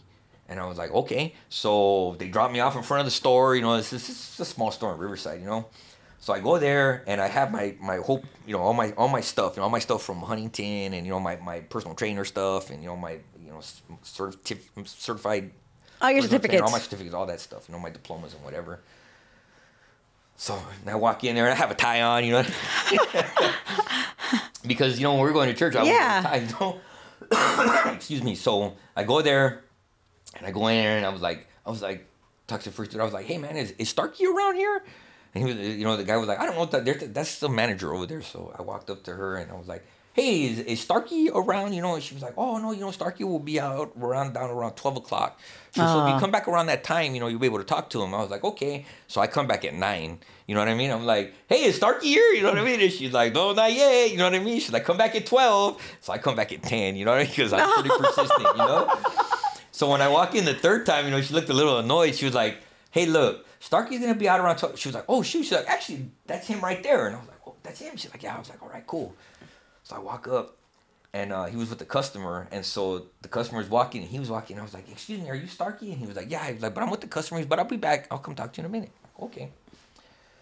So over there in the Riverside store, there's a little gym area right there where, like, you could buy gym equipment. You know what I mean? There's benches and weights and all that kind of stuff, right? And there's this turnstile in there, right? And so there's just typed out stuff, amino acids, essential fatty acids, whatever. And I was just looking at one, and as I was looking at one, I got to the bottom of the page, and on the bottom of the page it said Huntington College of Health Sciences, and I was like, my heart dropped. I was like, whoa. I was like, Lord, is that you? Like, that's crazy. What? Like, you know what I mean? Like, I got confused for a quick second there, right? Because I'm like, how? Right? And so, and then here he comes, right? And he's like, how can I help you today? And I'm like, I go, hey, I go, do you know Pastor Raul? And he was like, love Pastor Raul, man. And I was like, yeah. I was like, look, I'm just gonna be straight with you, man. I said, I'm in his home. I've given my life to Jesus. I was like, I'm getting ready to come out. And he told me to come over here and apply. I said, but you know what's tripping me out right now? He goes, what? I go, that. I go, Huntington College. I go, dude, I went to school there, you know? He goes, when did you go to school there? I go, oh, well, being honest with you again, I was like, I went when I was in prison, you know? He goes, no, not where, when? And I go, oh. I go, between the years of 2002 and 2007? He goes, did you take nutraceuticals? I go, no, I didn't take that. He said, I'm a professor at Huntington College. And I go, dude, and I opened up my thing. And he's like looking at me, he's like, bro, you should be working for us. You know, I was like, dang. He took me in there, introduced me to all the managers, you know. And you're in. I work there now. You've been there all these years. In the last 10 years. Wow. Yeah, I'm actually an assistant manager there now. How cool is that? Yeah, like everything just kind of works out and falls in place. Like God just does things. Oh, dude, when I left there, I remember that there's this little gas station there, man, and I practically ran to the phone, you know, and I called my wife. I'm like, babe, you're not gonna believe this, man. And I tell her the story. She's like, whoa, what? Yeah. She's tripping out. So I go back to the church. And I told Pastor Raul, I was like, Pastor Raul, you're not gonna believe this, brother. You know what I mean? So I started telling him everything. He's like, it's like when God works, bro. Yeah, he works. And so I'm gonna give you one more little side story on that one, right? Because it's kind of like layers. It almost sounds made up, man, but it's just like nobody could tell me that God's not real. Yeah. Nobody could tell me that. Yeah. What I've experienced in my whole life is like, you don't even know, homie. Like, you know, but so. When I'm telling Pastor Raul this, you know, Pastor Juan comes, he's the one running the homes. He was like, I still want you to go out there and get more applications. I'm like, but I just told you the story, Pastor. This is from God. You know what I mean? Yeah. And he's like, nah. And you're fresh too, yeah, so. Yeah, and he's like, you just be obedient, man, and do what I tell you. I'm like, all right, cool. So then, so I did the application, did all that, and they said, no, we'll get in contact with you soon, right? Mind you, I'm 2 months to the house, so 1 week passes by, 2 weeks pass by, 3 weeks pass by. I'm like getting home, like, dude, like, no call, right? So... one day I go to the computer, I open it up, boom, there's an email there from Starkey. He's like, hey, Joe, has anybody reached out to you yet? And I'm like, no, brother, but I'm waiting, man, you know? Yeah, pumped. And he's like, yeah, because I'm like, man, this is from God, you know? I know it is, you know? And he goes, don't worry, I'm going to have somebody reach out to you soon. I was like, all right. So 1 week passes by, 2 weeks pass by, 3 weeks pass by. I get released. I go home, you know? And then finally I get the call for the interview. It's like, all right, cool, man. So I go over there. With your tie. You know, yeah, I had a tie on for sure, you know what I mean? And I went and I did the interview. And it was a great interview, man. It was good. As a matter of fact, the dude who did my interview, his name is Richard, is now my store manager. So he's actually my direct boss. So I'm just underneath him, you know? And it was good, you know? So, you know, I did all the you know, went to take the, you know, piss test and, you know, did all of my, you know, for my background check and all that. And, man, that took a long time. So, like, 1 week passes by, 2 weeks pass by. Man, it's been like 6 weeks now. My wife is like, dude, like, you need to go get a job. I need help, babe. I've been doing this by myself, and I'm like, okay. I was like, you know, I get that. She was like, why don't you see if you got a hit anywhere else, you know? Mind you, I'm waiting. This is a part-time job, you know what I mean? And, you know, they're going to start me off at like $10 an hour, you know what I mean? And because back at that time, minimum wage was $8, you know what I mean? So start me off at $10 an hour, part-time, you know? So, they're done calling me. So finally she's like, see if you got a hit from, you know, Indeed or whatever. So I go on there and I called it, you know, I got a hit from 24 Hour Fitness. Like, let's see what happens here, you know? So I call him up, you know, the dude's like, you know, you can tell he's a person around, hey, how's it going? I'm like, hey, what's up? And he was a bigger, energetic guy. He's like, tell me a little about yourself. You know, I was like, I'm the one who put that in Depot side. I saw your stuff. I'm the one who emailed you. And I was like, all right, cool, man. He's like, so I was telling my experience and things like that, places I worked in. He was like, cool, man. He was like, well, you want to come in for an interview tomorrow? He's like, the job starts off at $15 an hour. It's full time plus commission, paid holidays. See, you know what I mean? Like it's like the whole deal. You know what I mean? And so I'm like, okay, cool, man. I'll be in tomorrow. You know. And so, you know, I tell my wife, and she's like, oh, man, you know what I mean? She's like, dude, this is great, you know? And I'm like, you know, baby, it's sparkly and it's shiny, man, but I just don't feel like it's from the Lord, man, but we'll go, you know? Yeah, it's a job. So the next day, you know, we hop in the car, you know what I mean? And I pray, you know, I'm like, you know, Lord, if this is from you, you know, you just open up the doors no man can shut. If it's not from you, shut the doors no man can open. But let it be known that it's from you, and I'll do whatever you want, you know? So I back out of the driveway. I get to the stop sign. My phone rings. Pick it up. Hey, Joe, this is Clark. You ready to come pick up your shirts tomorrow? And I'm like, yes, I am. She's like, cool, we'll see you tomorrow. Man, I hang up. I look at my wife. She's like, that was Clark's son. I go, Yes, it was. I go, yes, it was. And she was like, that's crazy, dude. I was like, should I go to the interview? She's like, nah, fool, you got transferred from God. No, that's right. You know, and so, yes. and, you know, and, so and you've been there this whole time. And I've been there this whole time. Oh, that's great. No, you know, I know the family. You know what I mean? Yeah, I mean, you've been there. Awesome. You've been out all these years, so. Yeah. So you know, yeah, and I've been there. Well, good. It's been great. You know what I mean? And so you know, my wife and I now. You know, we got to give back. You know, one of the reasons why I wanted to do this show is because, you know, like, I've been through a lot of stuff in my life, you know what I mean? And through some pretty crazy stuff, you know, and you know, God came in and he cleaned all that up, you know? Yeah. And like I said, my wife and I, we just celebrated our 15th wedding anniversary. You know, we renewed our vows. We went off on vacation. I go to vacation. I'm a timeshare owner. Yeah. I know, that's right. We own a beautiful house. I'm going to have a fireplace in my bedroom, man. You know yes. what I mean? Like, you know, we caught COVID, you know what I mean? And we had to stay there. And I'm like, fool, I know what it's like to be locked out in the shoe, homie. I'm like, I have a fireplace in my room. This is life. This is life. Yes. Right? So we went on vacation. We went to Carmel for 4 days, and then we shot off to Solvang for another few days. And, you know, that's life. You're living. There's life. You know what I mean? And there's hope. That's right. You know what I mean? That's and right. a lot of times when we're so stuck in all of our stuff, we forget that there's hope out there. There's more, you know? And my wife and I also work with at-risk youth now. Nice. You know, and we've been doing that for about 10 years, you know? Nice. So we work with kids that are between the ages, I want to say 14 to 22, but man, we had a kid in like a couple of cohorts ago that was like, he was 10. You know what I mean? He was already, you know, it's getting and stuff like that. He was in a home. But either which way, you know, we give back that way. That's how we could do, you know? That's all we could do. Yeah. Try to get them young. I mean, because always the goal is to, like, I don't want anybody to go through what I went through, man. I went through a lot of stuff. You know what I mean? I mean, don't get me wrong. You know, I mean, like I said, you know, you got to fall off a bike and you got to have your own experiences, you know? But if there's anything I could do or that we could do, my wife and I, to plant seeds and help people out, we're going to do it. That's right. You know, That's right. Do it. So that's my story. Well, thank you for sharing. You're welcome. Thank you for having me. You know, we have to go through, like you said, we have to go through things in order to appreciate what we have. And, you know, that's the path. That's it. That's the path. And your path is your path. My path is my path. You know, all we could do is be on our own and learn from it and not be where we were at 10 years ago. That's it. Or 15 years ago. You know, grow, we have to grow. Yeah. But I do appreciate you coming on my show, Joe. Thank you for having me. No, thank you for trusting my channel. You know, even though you only watched one, but now you better start watching. I'll be watching more. You know, so thank you so much for having me. No, thank you so much. God bless you. You know, God bless all of us. Yes. And don't forget to like, share, and subscribe, and follow us on Instagram.